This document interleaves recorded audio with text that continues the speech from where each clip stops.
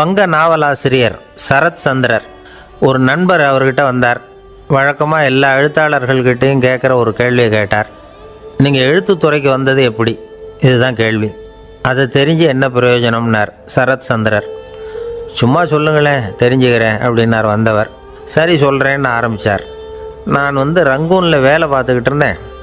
சம்பளம் பத்தில் வேலையும் பார்த்துக்கிட்டு ஒரு பலசரக்கு கடை வைக்கலாம்னு நினச்சேன். என்னால் மளிகை கடை வச்சு சரியாக நடத்த முடியுமாங்கிற சந்தேகம் என் மனைவிக்கு. அதை சோதனை பண்ணி பார்க்கணுங்கிறதுக்காக சில பொருள்களின் அளவு, அதோட விலை, இப்படி சிலதை சொல்லி எல்லாத்தையும் மனக்கணக்காக கூட்டி போட சொன்னாங்க. என்னால் சரியாக கூட்டி சொல்ல முடியல. உங்களால் மளிகை கடை நடத்த முடியாதுன்னு சொல்லிவிட்டாங்க. உடனே என்ன பண்ணுறது, வேறு வழி இல்லை, கதை எழுத ஆரம்பிச்சிட்டேன் அப்படின்னார். கேட்டவருக்கு சிரிப்பு வந்துட்டு தான். சரத் சந்திரர் ஒரு பக்கம் சீரியஸான நாவல்கள், சிறுகதைகள் எழுதியிருந்தாலும் அவருடைய இன்னொரு பக்கம் வேறு விதம். நண்பர்கள்கிட்ட பேசும்பொழுதும் சரி, அவர்களுக்கு கடிதங்கள் எழுதும்போதும் சரி, கேலியும் கிண்டலும் நகைச்சுவை உணர்வும் அதிகமாக இருக்கும். காந்திஜி ஒரு சமயம் கல்கத்தாவுக்கு வந்திருந்தார். தேசபக்தர்கள் பல பேர் அவர்கிட்ட பேசிக்கிட்டு இருந்தாங்க. அப்போது சரத் சந்திரரும் அங்கே இருந்தார். கிரண் சங்கர் ராய் அப்படிங்கிறவரும் அங்கே இருந்தார். அவர் சொன்னாராம், காந்திஜியோட பழகிய முதல் வங்காளி நான் தான். போயர் யுத்த காலத்தில் இவர் லண்டனுக்கு வந்திருந்தப்போ என்கிட்ட தான் வங்காள மொழி கற்றுக்கிட்டார் அப்படின்னாராம். உடனே சரத் சந்திரர் காந்திஜியை பார்த்து, இவர் உங்களுக்கு வங்காள மொழி கற்றுக் கொடுத்தது உண்மைதானா அப்படின்னாராம். ஆமான்னாராம் காந்தி. அதனால தான் உங்களால் வங்காள மொழி கற்றுக்க முடியல அப்படின்னாராம். எல்லாரும் சிரித்தாங்களாம். சரத் சந்திரர் சாம்தாபேர் அப்படிங்கிற கிராமத்தில் தங்கியிருந்தார். ஒரு இலக்கிய நிகழ்ச்சியில் கலந்துக்கிறதுக்காக. அதுக்காக ஒரு கல்கத்தாவுக்கு போக வேண்டிய சூழ்நிலை. அதுக்காக புறப்பட்டார். அந்த சமயத்தில் பின்னாடி இருந்து யாரோ அவரை கூப்பிட்டாங்க. இப்படி கூப்பிட்டவரை பார்த்து இன்னொருத்தர் யாரோ அதட்டி இருக்கிறாங்க. போகிறவரை ஏன் இப்படி கூப்பிடுறீங்க அப்படின்னு. ஏன் கூப்பிட்டா என்னன்னு கேட்டிருக்கார் சரத் சந்திரர். புறப்படுறவங்கள பின்னாடி இருந்து கூப்பிடுறது அபசகனம், போகிற இடத்துல ஏதாவது ஆபத்து வரலாம் அப்படின்னு அதுக்கு விளக்கம் கொடுத்துருக்கிறார் அவர். உடனே சரத் சந்திரர் சொன்னாராம், இதோ இவங்க என்னை இலக்கிய கூட்டத்துக்கு அழைச்சிட்டு போகிறாங்களே, இதை விட வேறு என்ன ஆபத்து வந்துட போகுது அப்படின்னாராம். இப்படி சரத் சந்திரருக்கு இயல்பாகவே நகைச்சுவை உணர்வு உண்டு. அவருடைய நண்பர் ஒருத்தர் வீட்டுக்கு கூப்பிட்டுருந்தார். அங்கே ஒரு கச்சேரிக்கு ஏற்பாடு பண்ணியிருந்தாங்க. சரத் சந்திரருக்கு இயல்பாகவே கச்சேரியில் நீண்ட ஆலோசனையெல்லாம் கேட்குறதுக்கு பொறுமை இருக்காது. அதனால் மெதுவாக பாட போகிறவர் எப்படி அப்படின்னு கேட்டிருக்கார். அவருக்கு ரொம்ப நல்லா பாட தெரியும் அப்படின்னு சொல்லியிருக்கிறாங்க. அதுக்கு சரத் சந்திரர், பாட தெரியுங்கிறது சரி, பாட்டை நிறுத்த தெரியுமா, அதை சொல்லுங்கள் முதல்ல அப்படின்னாராம். கங்கை கரை தோட்டம் பக்கத்தில் ஒரு ஆசிரமம், அங்கே ஒரு பெரியவர் தங்கியிருக்கிறார். அவர் தான் ராமகிருஷ்ண பரமஹம்சர். அந்த ஆசிரமம் இருந்த இடம் கரக்பூர். வங்காளத்தில் பொதுவாக எல்லோரும் மீன் சாப்பிட்றது உண்டு. கங்கையில் குளிச்சுட்டு கையில் ஒரு மீனோடு வர்றது வழக்கம். இவர் இருக்கிற இடத்துக்கு கங்கையில் படகு வழியாக வரணும். அப்படி தான் எல்லோரும் வருவாங்க. வர்றவங்கள ஒன்று கூட்டி ஆன்மீக விஷயங்களை பற்றி பேசிக்கிட்டு இருப்பார். ஒவ்வொரு நாள் ஒவ்வொருத்தர் நகரத்துக்கு போகணும். வரும்பொழுது மீன் கொண்டுக்கிட்டு வரணும். அதுக்கு ஒரு அட்டவணையே உண்டு ஆசிரமத்தில். அது பிரகாரம் ஒரு நாள் சுவாமி யோகானந்தர் படகில் போனார். படகை செலுத்தினவங்க ராமகிருஷ்ணரையும் சுவாமி யோகானந்தரையும் மற்றவங்களையும் பித்தர்கள் அப்படின்னு சொல்லி ஏளனமாக பேசினாங்க. அவங்க என்ன பைத்தியம் பிடிச்சவங்க அப்படிங்கிறது மாதிரி. சுவாமி யோகானந்தருக்கு ரொம்ப மென்மையான இதயம். இவங்க இப்படி கண்ணாபின்னான்னு பேசுகிறத பார்த்தா மீனை வாங்கிட்டு திரும்புகிறப்போ என்ன நடக்குமோ அப்படிங்கிற பயம் வேறு வந்துட்டுது அவருக்கு. அவ்வளவு மென்மையானவர். இதை தெரிஞ்சுக்கிட்ட ராமகிருஷ்ணர், யோகானந்தா இங்கே வா அப்படின்னு கூப்பிட்டார். இவர் கண்ணீரை தொடச்சிக்கிட்டே கிட்ட போனார். சொன்னார், ஐயா, படகு ஓட்டுறவங்க உங்களை பற்றி மோசமாக பேசுகிறாங்க. என்ன திட்டினா பரவாயில்ல, ஆனால் உங்களை அவங்க திட்டுறாங்க, அதை என்னால் தாங்கிக்க முடியல அப்படின்னார். இதை கேட்டதும் ராமகிருஷ்ணருக்கு கோபம் வந்துட்டு தான். என்னது, உன்னுடைய குருவை பற்றி அவங்க மோசமாக பேசும்பொழுது நீ சும்மா இருந்தியா, வெளியில் போ அப்படின்னு விட்டார். குரு நிந்தனை செய்கிறப்போ அதை கேட்டுக்கிட்டு சும்மா இருக்கலாமா? குரு நிந்தனையை கேட்டால் பாவம் இல்லையா? என்னை தூற்றும் போது அவங்க பாவம் செய்கிறாங்க. அதை கேட்டுக்கிட்டு நீ சும்மா இருந்தால் நீயும் பாவம் செய்கிற அப்படின்னாராம். அடுத்த நாள் சுவாமி நிரஞ்சனானந்தர் போக வேண்டிய நாள்.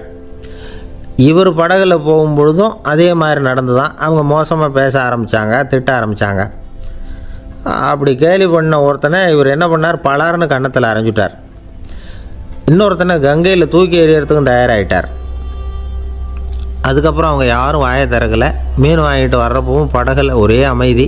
அவ்வளவு பயம் அவங்களுக்கு. ராமகிருஷ்ணர் கூப்பிட்டு விசாரித்தார் என்ன நடந்ததுன்னு. இவர் சொன்னார், அவர் யோகானந்தா போகும்பொழுது என்ன நடந்ததோ அப்படியே தான் இப்போவும் நடந்தது.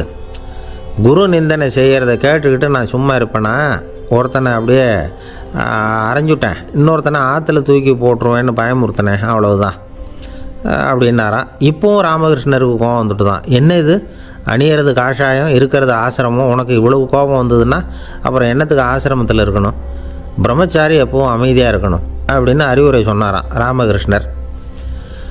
அப்போ இவர் கேட்டாராம், ஏங்க அவருக்கு ஒரு விதமான அறிவுரை சொன்னீங்க, எனக்கு வேறு விதமாக அறிவுரை சொல்கிறீங்க, இதில் எது உண்மை அப்படின்னு கேட்டிருக்கார். இதுக்கு ராமகிருஷ்ணர் சொன்ன பதில் என்னென்னா, அட அசடே, சக்கரத்தில் காற்று அதிகமாக இருந்தால் குறைக்கணும், குறைச்சலாக இருந்தால் கூட்டணும். அவன் சாது, அவனுக்கு அதிக உணர்ச்சி தேவை, உனக்கு படபடப்பு அதிகம், உனக்கு பொறுமை தேவை அப்படின்னாராம்.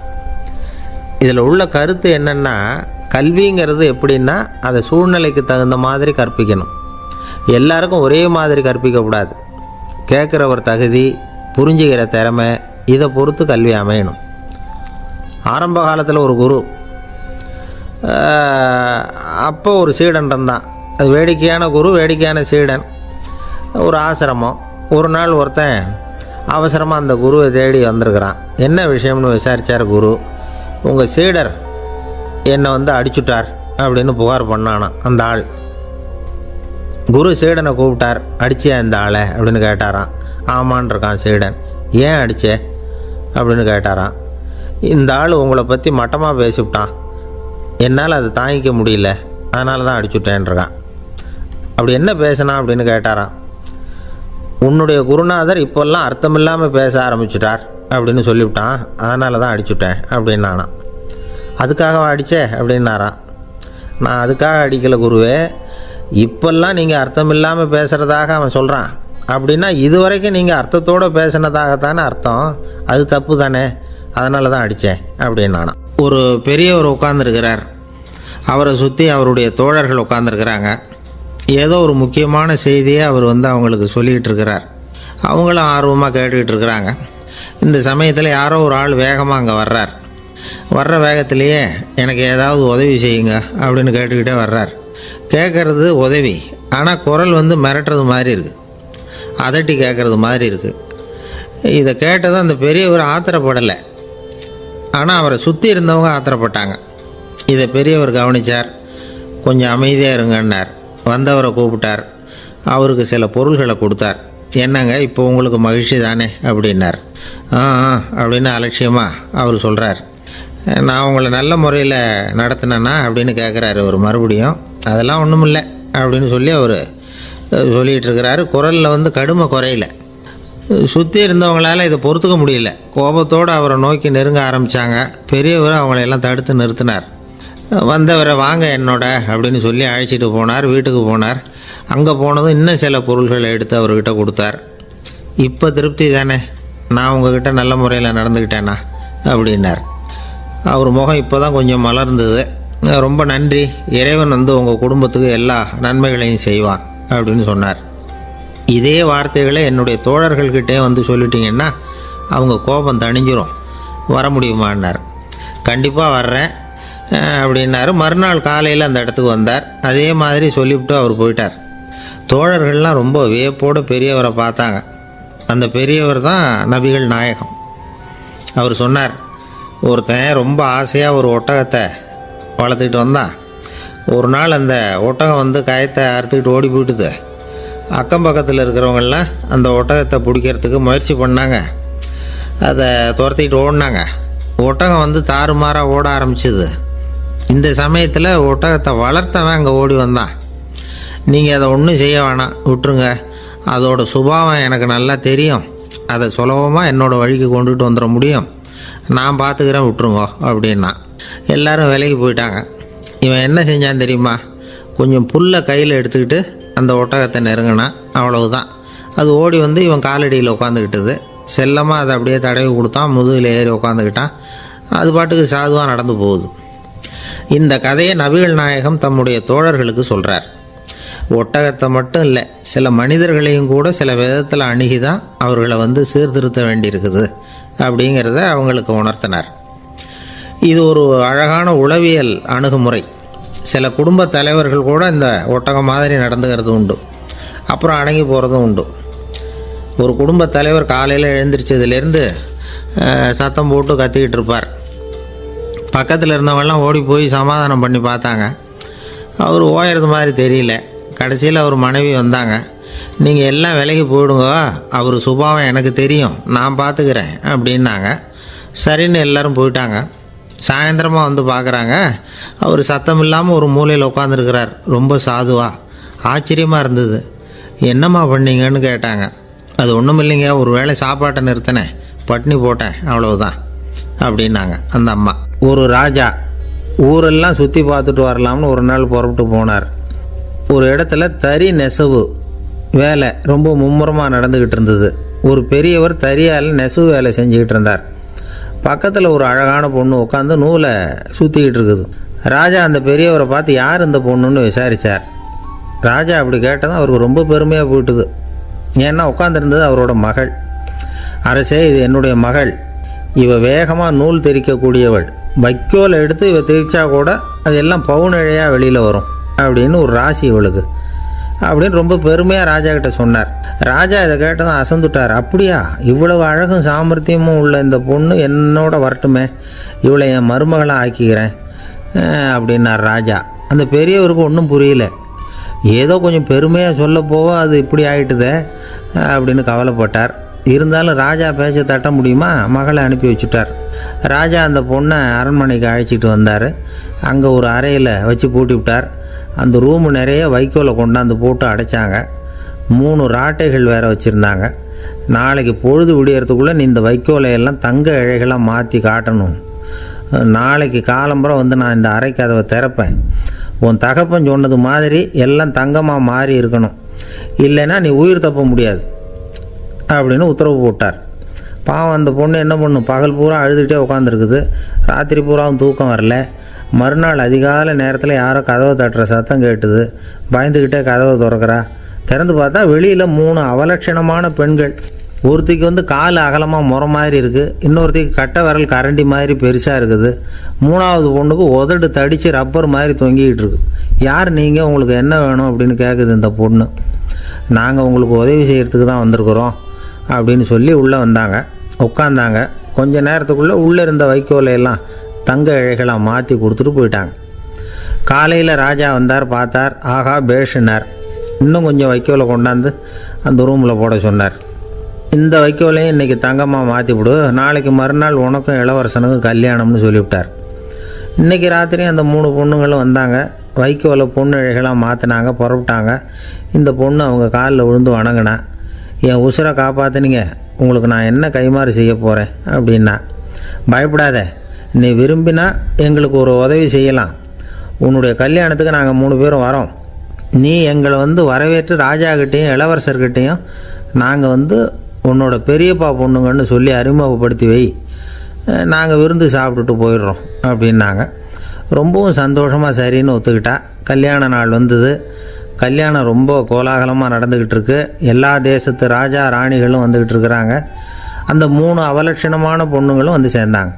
யார் இவங்கன்னு கேட்டார் ராஜா. என் பெரியப்பா பொண்ணுங்க அப்படின்னா அந்த பொண்ணு.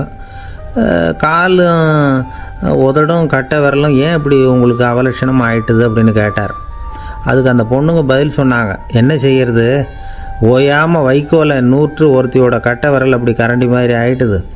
நாக்கில் தொட்டு தொட்டு திரிச்சதுனால ஒருத்தியோட உதடு அப்படி ஆயிட்டுது. காலால் கட்டையை அழுத்தி அழுத்தி தறி போட்டதுனால இன்னொருத்தையோட கால் அப்படி ஆயிட்டுது. உங்கள் மருமகளாக வந்திருக்கிற இந்த பொண்ணு அந்த 3ஐயுமே செய்ய தெரிஞ்சவ தான். என்ன ஆக போதும் இன்னும் கொஞ்ச நாளில் அப்படின்னாங்க. அவ்வளவுதான். ராஜா பயந்துட்டார். அம்மா, இன்னையிலேருந்து நீ இளவரசனின் மனைவி. நீ எப்பவும் அழகாக இருக்கணும். அதனால் நீ இனிமேல் வைக்கோலை திரிக்கவே கூடாது அப்படின்னு உத்தரவு போட்டார். அவளை இக்கட்டான சூழ்நிலையிலிருந்து காப்பாற்றின அந்த 3 பொண்ணுங்களும் சந்தோஷமாக திரும்பி போயிட்டாங்களாம். சுவாமி சின்மயானந்தர் இந்த கதையை சொல்லியிருக்கிறார். தன்னலம் மறந்து சுயலாபத்தை தியாகம் செய்கிறது வைக்கோல்ல இருந்து தங்க இழையை நூக்கிறது மாதிரி அப்படிங்கிறார் அவர். அது இருக்கட்டும், இப்போ நம்ம கதைக்கு வருவோம். ஒரு ராஜா தன்னோட மகனுக்கு சுயவரம் நடத்தினார். எல்லா தேசத்திலிருந்தும் ராஜகுமாரர்கள் வந்திருந்தாங்க. ராஜகுமாரியை கல்யாணம் பண்ணிக்கலாம்ங்கிற ஆசையில் சுயம்பர மண்டபத்திலேருந்து எல்லா ராஜகுமாரர்களும் அலறி அடிச்சுக்கிட்டு வெளியில் ஓடி வந்துக்கிட்டு இருக்கிறாங்களாம். ஏன் இப்படி எல்லாரும் மிரண்டு போய் ஓடி வர்றாங்கன்னு கேட்டார் ஒருத்தர். அதுக்கு இன்னொருத்தர் விவரம் சொன்னார். ராஜகுமாரியை இன்றைக்கி தான் அவங்க நேரில் பார்த்தாங்களாம், அதுதான் அப்படி ஓடி வந்துக்கிட்டு இருக்கிறாங்க அப்படின்னார். ஒரு தடவை நாரதர் ஒரு தெரு வழியாக போய்கிட்டு இருந்தார். வழியில் ஒருத்தர் வேத சாஸ்திரம்லாம் படிச்சுக்கிட்டு உட்காந்துருந்தார். அவர் நாரதரை பார்த்து எங்கே போயிட்டுருக்குறீங்கன்னு கேட்டார். கடவுளை பார்த்துட்டு வரலாம்னு போயிட்டுருக்கிறேன் அப்படின்னார் நாரதர். அப்படின்னா அவர்கிட்ட எனக்கு எப்போ முக்தி கிடைக்கும்னு கேட்டுட்டு வாங்களேன் அப்படின்னார் இவர். சரி, கேட்டு வரேன் அப்படின்னு சொல்லிவிட்டு நாரதர் நடந்தார். கொஞ்சம் தூரத்தில் ஒரு மரத்தடியில் ஒரு தொழிலாளி செருப்பு தைச்சிக்கிட்டு உட்காந்துருந்தார். அந்த ஆளும் அதே மாதிரி கேட்டுக்கிட்டார். எனக்கு எப்போ முக்தி கிடைக்கும்னு கடவுள்கிட்ட கேட்டுக்கிட்டு வாங்களேன்னார். அவர்கிட்டையும் சரின்னு சொல்லிவிட்டு நாரதர் நேராக வைகுண்டத்துக்கு சேர்ந்தார். கடவுளை பார்த்தார். இவங்க 2 பேரும் சொல்லி அனுப்பின விஷயத்தை பற்றி கேட்டார். அதுக்கு கடவுள் சொன்னார், அந்த செருப்பு தைக்கிற தொழிலாளி உடல் நீத்ததும் உடனே என்னை அடைவான். ஆனால் அந்த சாஸ்திரம் படித்த ஆள் இப்போதைக்கு என்கிட்ட சேர மாட்டான்.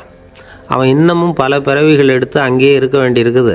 எப்போ இங்கே சேருவான்னு எனக்கே தெரியாது அப்படின்னார். நாரதருக்கு இதோட ரகசியம் என்னங்கிறது புரியல. எனக்கு ஒன்றும் புரியலையேன்னாரான் கடவுள்கிட்ட. சீக்கிரம் புரிஞ்சுக்குவேன், நீ திரும்பி போகிறப்போ நான் இங்கே வைகுண்டத்தில் என்ன செஞ்சுக்கிட்டு இருக்கேன்னு கேட்டால் ஒரு ஊசியின் துவாரத்தில் ஒரு யானையை கோத்துக்கிட்டு இருக்கிறேன்னு அவங்கக்கிட்ட சொல்லு அப்படின்னார் கடவுள் சிரிச்சுக்கிட்டே. நாரதர் பூமிக்கு திரும்பினார். கடவுளை பார்த்தீங்களா, எப்படி இருக்கார் அப்படின்னு விசாரித்தார் வேத சாஸ்திரம் படித்தவர். ஓ பகவானா, அவர் யானையை ஊசியின் காதில் நுழைச்சிக்கிட்டு இருக்கிறார் பார்த்தேன்னார் நாரதர். ஊசி காதில் யானையா, அது எப்படி முடியும்? நீங்கள் சொல்கிறத நான் நம்ப மாட்டேன்னு விட்டார் அவர். சரி, இந்த ஆளுக்கு இறைவன் பேரில் நம்பிக்கை இல்லை அப்படிங்கிறத நாரதர் புரிஞ்சுக்கிட்டார். அடுத்தபடியாக அந்த தொழிலாளி இருந்த இடத்துக்கு போனார். இறைவனை பார்த்தீங்களான்னு கேட்டார் அவர். பார்த்தேன், ஒரு ஊசி துவாரத்தில் யானையை கோத்துக்கிட்டு இருந்தார் அப்படின்னு சொல்லிவிட்டு நாரதர் அந்த ஆள் முகத்தை கவனித்தார். அந்த தொழிலாளி இதை கேட்டுட்டு கொஞ்சம் கூட ஆச்சரியப்படலை. அவரால் முடியாத காரியம் கூட உண்டானார். என்ன இப்படி சொல்கிற, ஊசியின் துவாரத்தில் யானையை கோக்க முடியும்னு நீ நம்புறியா அப்படின்னு கேட்டார் நாரதர். நிச்சயமாக நம்புகிறேன்னார் அவர். அது எப்படி அப்படின்னு கேட்டார் இவர். இதை பாருங்கள், நான் இந்த ஆலமரத்தடியில் தான் தினமும் உட்காந்துருக்கிறேன். தினமும் இந்த மரத்திலிருந்து எவ்வளவோ பழம் கீழே விழுது. இந்த பழத்தில் இருக்கிற ஒவ்வொரு விதையிலேயும் உள்ள ஒரு ஆலமரம் இருக்குது. ஒரு சின்ன விதைக்குள்ள ஒரு பெரிய ஆலமரம் இருக்க முடியுங்கிறப்ப ஊசி துவாரத்தில் கடவுள் யானையை நுழைய வச்சாருங்கிறத ஒத்துக்கிறதுல என்ன கஷ்டம் இருக்குது அப்படின்னு ரொம்ப சர்வசாதாரணமாக பதில் சொன்னாராம் அந்த தொழிலாளி. நாரதர் யோசனை பண்ணார். இந்த தொழிலாளி வேத சாஸ்திரங்களையெல்லாம் படிக்கலைன்னா கூட அறிவுபூர்வமாக சிந்தித்து இறைவனை நம்புகிறான். அதனால தான் கடவுள் இந்த ஆளுக்கு சீக்கிரம் முக்தி கிடைக்கும்னு சொன்னார் அப்படிங்கிறத புரிஞ்சுக்கிட்டாராம். இந்த கதையில் வர்ற கடவுள், நாரதர், வைகுண்டம் இதெல்லாம் ஒரு பக்கம் இருக்கட்டும், ஒரு சின்ன விதைக்குள்ளே ஒரு பெரிய ஆலமரம் தூங்கிக்கிட்டு இருக்கு அப்படிங்கிற உண்மை, அந்தரத்தில் 1000 கிரகங்கள் சுற்றிக்கிட்டு இருக்குங்கிற உண்மை, இதெல்லாம் நாம் பார்த்துக்கிட்டு தானே இருக்கிறோம். இந்த உண்மைகள் அதிசயமாக நமக்கு தெரியறதுனால அதை நம்பாமல் இருந்துட முடியாது. இயற்கையை பரிபூர்ணமாக நம்புங்கள், அந்த நம்பிக்கையே நம்ம வாழ்க்கைக்கு ஆதாரம் அப்படிங்கிறத விளக்கிறதுக்காக தான் இந்த கதை. இந்த காலத்தில் நம்ம பிள்ளைங்களுக்கெல்லாம் இது மாதிரி நம்பிக்கை அதிகமாகவே இருக்குது. ஒரு நாள் ஒரு சின்ன பையன்கிட்ட கேட்டேன், ஏன்பா கடவுள் ஒரு பானைக்குள்ளே ஒரு யானையை நுழைய வச்சுட்டாருன்னு சொன்னால் அதை நீ நம்புவியா அப்படின்னு கேட்டோம். நம்புவேன் சார், அது ஒன்றும் பெரிய அதிசயம் இல்லைன்னா. எப்படிறான்னு கேட்டோம். எப்படின்னா அந்த பானை அந்த யானையை விட பெருசாக இருந்திருக்கும், அவ்வளவுதான் அப்படின்னு சொல்கிறான். ஒரு ஊரில் ஒரு ராஜா இருந்தார். அவர் அடிக்கடி காட்டுக்கு வேட்டையாட போவார். சில நண்பர்களையும் கூட அழைச்சிக்கிட்டு போவார். காட்டுக்கு போனதும் ஆளுக்கு ஒரு பக்கமாக போய் வேட்டையாடுவாங்க. சாயந்தரமாக திரும்பி வருவாங்க. மறுநாள் அரண்மனையில் உட்காந்து ஒவ்வொருத்தரும் அவங்க அனுபவங்களை எல்லாம் சொல்லிக்குவாங்க. அவங்க வீரத்துக்கு தகுந்த மாதிரி பரிசை அந்த ராஜா கொடுப்பார். இது மாதிரி ஒரு தடவை எல்லோரும் வேட்டைக்கு போயிட்டு திரும்பி வந்ததும் உட்காந்து பேச ஆரம்பிச்சிருக்கிறாங்க. ஒருத்தன் சொன்னான், தன்னுடைய வீர தீர செயலை பற்றி அளக்க ஆரம்பிச்சிட்டான். ஏன்னா அதுக்கு பரிசு கிடைக்க போகுதில்ல, அதனால். அவன் என்ன சொன்னான் தெரியுமா, அரசே நேற்றுக்கு காட்டில் என்னாச்சு தெரியுமா? எனக்கு நேராக ஒரு சிங்கம் வாயை திறந்துக்கிட்டு வந்துட்டுது. நான் பயப்படவே இல்லை. உடனே ஒரு கல்லை எடுத்து குறி பார்த்து வீசினேன். சிங்கத்து வாய்க்குள்ளே போய் அந்த கல் மாட்டிக்கிட்டுது. அவ்வளவுதான். அந்த சிங்கம் என்னை பார்த்துட்டு பயந்துட்டு ஒரே ஓட்டமாக திரும்பி ஓடி போயிட்டுது அப்படின்னா. ஆஹா பலே அப்படின்னு எல்லாரும் கை தட்டினாங்க. ரெண்டாவது ஆள் ஒருத்தன் எழுந்திரிச்சான். அவன் சொல்ல ஆரம்பித்தான், அரசே, நான் போன வழியில் 2 பெரிய மலைப்பாம்பு கிடந்தது. என்னை முழுங்கிறதுக்கு வந்தது. நான் என்ன பண்ணேன் தெரியுமா? அந்த 2 பாம்போட வாலையும் ஒன்றா சேர்த்து முடிச்சு போட்டுட்டேன். அவ்வளவுதான். அது அங்கே இழுக்க இது இங்கே இழுக்க முடிச்சு நல்லா எருகி போட்டுது அப்படின்றான். ஆஹா அற்புதம்னு சொல்லி எல்லாரும் கை தட்டினாங்களாம். அடுத்தபடியாக 3வது ஆள் ஒருத்தன் வந்தான். அவன் சொல்ல ஆரம்பித்தான், மன்னா, நான் போன பாதையில் குறுக்க ஒரு ஆறு, அதில் இறங்கி குளித்தேன். யாரோ காலை பிடிச்சி இழுக்கிறது மாதிரி இருந்தது. திரும்பி பார்த்தா ஒரு பெரிய முதலை. நான் உடனே அப்படியே ஒரு துள்ளல் துள்ளி அது முதுகில் போய் உக்காந்துக்கிட்டேன். அதை அப்படியே கரைக்கு நீந்த வச்சேன். கரைக்கு வந்து சேர்ந்ததும் அப்படியே ஒரே துள்ளி குதித்து கரைக்கு வந்துட்டேன் அப்படின்றான். அவன் தன்னுடைய வீரத்தை அப்படி சொல்லியிருக்கான். அடடா எப்பேற்பட்ட வீரம் அப்படின்னு எல்லாரும் கை தட்டினாங்களாம். 4வது ஆள் எழுந்திரிச்சான். மன்னா, நான் போன இடத்துல ஒரு கரடி வந்து என்னை துரத்த ஆரம்பிச்சுட்டுது. நான் ஒரு மலை உச்சிக்கு வந்துட்டேன். அதுக்கப்புறம் ஒரு அடி எடுத்து வச்சாலும் அதில் பாதாளத்தில் விழ வேண்டியது தான். அந்த நேரம் பார்த்து ஒரு பெரிய ராட்சச கழுகு அந்த பக்கமாக பறந்து வந்தது. நான் உடனே அப்படியே உயர எழும்பி அந்த கழுகோட காலை பிடிச்சிக்கிட்டேன். அப்படியே தொங்கிக்கிட்டே வந்தேன். ஒரு நல்ல இடம் வந்ததும் தொப்புன்னு கீழே குதிச்சு நடந்து வந்துட்டேன்னா. இதுக்கும் எல்லாரும் கை தட்டுறாங்க. கடைசியாக ஒரு ஆள் எழுந்திரிச்சான். அரசே, நான் வந்து போன வழியில் ஒரு பெரிய யானை குறுக்க வந்தது. பயங்கரமாக சத்தம் போட்டுக்கிட்டே வந்தது. நான் பயந்து ஓடலை. உடனே என்ன பண்ணேன் தெரியுமா? அந்த யானையோட வாலை பிடிச்சி தூக்கினேன். தலைக்கு மேலே தூக்கி கரன்னு சுற்றினேன். வேகமாக சுற்றி வீசி எறிஞ்சேன். அவ்வளவுதான். அதே ஸ்பீடில் அந்த யானை மேலே போக ஆரம்பிச்சுட்டுது. இன்னும் கூட அது போய்கிட்டே தான் இருக்குது, கீழே விழவே இல்லைன்னா. இதை கேட்டதும் ராஜாவுக்கு கோபம் வந்துட்டுது. என்னை என்ன முட்டாள்னு நினச்சிக்கிட்டு பேசுகிறியா? யானையை வந்து நீ வாலை பிடிச்சி தூக்குன, அதை நான் நம்பணுமா அப்படின்னார். உடனே இவன் பணிவாக பதில் சொன்னான். அரசே, ஒரு சிங்கத்து வாயில் கல் மாட்டிக்கிட்டதை நம்புறீங்க, மலைப்பாம்பு வாலை பிடிச்சி முடிச்சு போட்டதை நம்புறீங்க, முதல்ல முதுகில் சவாரி பண்ணதையும் நம்புறீங்க, கழுகு காலை பிடிச்சிக்கிட்டு பறக்கிறதையும் நம்புறீங்க. அப்படி நம்புறப்போ நான் சொன்னதை மட்டும் நம்பக்கூடாதா அப்படின்னு கேட்டானான். பொய் சொன்னவங்கெல்லாம் தலையை தொங்க போட்டுக்கிட்டாங்களாம். ராஜா அவங்கள பார்த்து சொன்னாராம், நீங்கள் எல்லாரும் என்னை முட்டாளாக்கியிருக்கிறீங்க. கடைசியாக பேசின இவன் தான் எனக்கு உண்மை எது பொய் எதுங்கிறத புரிய வச்சிருக்கிறான். இவன் தான் உண்மையான தைரியசாலி அப்படின்னு சொல்லி அவனுக்கே பரிசையெல்லாம் கொடுத்து பாராட்டினாராம். இப்படி ஒரு கதை. உண்மையை நிலைநாட்டுகிறவன் தான் உண்மையான வீரன் அப்படிங்கிறத இதிலிருந்து நாம் புரிஞ்சுக்கணும். இந்த காலத்துல எல்லாம் பொய் சொன்னாதான் பிழைக்க முடியுங்கிறது ஒரு சில பேரோட நம்பிக்கை. ஒரு அப்பாவுக்கு தன் மகனுக்கு பொய் சொல்ல தெரியலையேங்கிற கவலை. பொய் சொன்னாதான் இந்த உலகத்தில் பிழைக்கலாம், ஆனால் இவனுக்கு அது தெரியலையே, அதனால் இவனை அழைச்சிட்டு போய் நடுக்கடலில் விட்டுட்டு வந்துடுவோம் அப்படின்னு அழைச்சிட்டு புறப்பட்டான். கடற்கரைக்கு போனான். மகனுக்கு சந்தேகம், எங்கேப்பா என்னை அழைச்சிட்டு போகிறேன்னு கேட்டிருக்கான். கடலில் மீன் பிடிக்க கற்றுக் கொடுக்க போகிறேன் உனக்கு அப்படின்னானா. நான் ஏற்கனவே மீன் பிடிச்சிட்டேனேன்னானா இவன் மகன். எங்கே அதுன்னு கேட்டிருக்கான் அப்பங்காரன். சுட்டு சாப்பிட்டுட்டேன்ருக்கான் புள்ள. அப்பங்காரன் பார்த்தான், சரி நம்ம புள்ள பொழைச்சிக்கோ அப்படின்னு சொல்லி திருப்பி அழைச்சிட்டு வந்துட்டானா. ஒரு ஆள் அசையாமல் கிடக்கிறார். அவர் இருக்காரா போயிட்டாராங்கிறத எப்படி முடிவு பண்ணுறோம்? அவர் மூக்குக்கு முன்னாடி புறங்கையை வச்சு பார்க்குறோம், மூச்சு வருதா இல்லையா அப்படிங்கிறத கண்டுபிடிக்கிறதுக்காக. மூச்சுங்கிறது அவ்வளவு முக்கியமான ஒரு விஷயம். சுவாசம் இல்லைன்னா எதுவுமே இல்லை. நம்ம பூமி இருக்க அது கூட சுவாசிக்குதுங்கிறத சோவியத் விஞ்ஞானிகள் கண்டுபிடிச்சிருக்கிறாங்க. பூமிக்கு மேலே இருக்கிற மண் அடுக்கில் காற்றில் உள்ள ஆக்சிஜன் ஆக்சிகரணம் அடையுது அப்படின்னு தான் இதுவரைக்கும் எல்லாரும் நம்பிக்கிட்டு இருந்தாங்க. ஆனால் இப்போ என்ன கண்டுபிடிச்சிருக்கிறாங்கன்னா, அந்த ஆக்சிஜன் பூமிக்குள்ளே 1 கிலோமீட்டர் ஆழம் வரைக்கும் ஊடுருவி போகுதான். பூமிக்குள்ளே 2 பக்கமும் பல கிலோமீட்டர் வரைக்கும் பரவுதான். பூமிக்குள்ளே இருக்கிற நீர்நிலை அடுக்குகள் தான் நுரையீரல் செய்கிற வேலையை செய்யுதான். நம்ம உடம்புல நுரையீரல் இல்லைன்னா ஒன்றும் நடக்காது. ஒரு மரத்தை தலைகீழாக தொங்க போட்டால் எப்படி இருக்கும் அப்படி யோசிச்சு பாருங்கள். அப்படி தான் இதுவும் நுரையீரலும் அப்படி தான் இருக்கும். வலது பக்கம் ஒன்று, இடது பக்கம் ஒன்று. வலது பக்கம் நுரையீரல் கொஞ்சம் பெருசாக இருக்கும். நுட்பமான நரம்பு குழாய்கள் அதில் இருக்கும். கோடிக்கணக்கான நுண்ணிய குழாய்களை வச்சுக்கிட்டு தான் அது வேலை செய்யுது. 25 கோடி குழாய்கள் இருக்கும். அதை அப்படியே முழுசாக பிரித்து பரப்புனா ஒரு டென்னிஸ் கோர்ட்டில் பாதி பரப்பளவு இருக்குமா. நுரையீரல் நிறம் கரிஞ்சிவப்பு தான். புகை அதிகமாக உள்ளே போச்சுன்னா அது கருப்பாயிடுது. காற்றுல உள்ள பிராணவாயுவை இது இழுத்து எடுத்துக்கிட்டு ரத்தத்தை சுத்தப்படுத்துகிற முக்கியமான வேலையை இது செய்யுது. அசுத்த காற்றை வெளியில் அனுப்பி வச்சுருது. ஒருத்தர் வேகமாக ஓடி வரார், அவருக்கு மூச்சு இறைக்கும். பயங்கரமாக எதையாவது பார்த்து விடுறார், உடனே மூர்ச்சி ஆகிடுவார். இது மாதிரி சமயங்களில் வேறு எந்த தூண்டுதலும் இல்லாமல் நுரையீரல் தானாகவே இயங்கும். இப்படி ஒரு அவசியம் ஏற்படுறப்போ இயக்கத்தை தூண்டி விடுற முக்கியமான இணைப்பு மூளைக்கு கீழே முதுகு எலும்புக்கு மேற்பகுதியில் இருக்குது. அது உடனே சுவாசத்துக்கு அவசர உதவியை கொடுக்குது. இப்போ ஒருத்தர் பேசாமல் உட்காந்துருக்கார். இந்த சமயத்தில் அவருக்கு 1 பங்கு காற்று தேவைப்படுதுன்னு வச்சுக்கோங்க. அவர் எழுந்திரிச்சு நடக்கும் பொழுது 1.5 மடங்கு தேவைப்படும். ஓடினார்னா 3 மடங்கு தேவைப்படும். படுத்துருக்கிறப்ப 1/2 மடங்கு தான் தேவைப்படும். இதுக்கு நிமிஷத்துக்கு 16 தடவை மூச்சு விட்டாகணும். இப்படி சாதாரணமாக உள்ளே இழுக்கிற காற்று கொஞ்சம்தான் இருந்தாலும் இது மாதிரி 8 மடங்கு காற்றை உள்ளே இழுத்து வச்சுக்கிற சாமர்த்தியம் நுரையீரலுக்கு இருக்குதான். தண்ணி, நுண்கிருமிகள், ரசாயன பொருள் இப்படி எது உள்ளே போனாலும் நுரையீரல் சமாளிச்சுக்கும். 30 வருஷமாக விடாத புகை பிடிக்கிறவர் தொடர்ந்து உள்ளே அனுப்பி வைக்கிற புகையை கூட சமாளிக்குதுன்னா பார்த்துங்களேன். உள்ளே போகிற புகை நுட்பமான சுவாச முடிச்சுகளை அழிச்சு விடுது. கறி புகை அது மேலே படிஞ்சு உபயோகம் இல்லாமல் பண்ணிவிடுது. ஆனாலும் தேவைக்கு அதிகமாக 8 மடங்கு கூடுதலாக சுவாச முடிச்சுகள் நம்ம உடம்புக்குள்ளே இருக்கிறதுனால சமாளிக்க முடியுது. சமாளிக்க முடியலன்னா சில சமயம் மூச்சு திணறும். அதை ஒரு எச்சரிக்கையாக எடுத்துக்கிட்டு புகை பிடிக்கிற பழக்கத்தை விட்டுடணும். அதுதான் நல்லது. ஆனால் அப்படி யார் விடுறது? இணை பிரியாத 2 நண்பர்கள் இருந்தாங்களாம். 2 பேரும் விடாமல் சிகரெட்டு குடிக்கிறவங்க.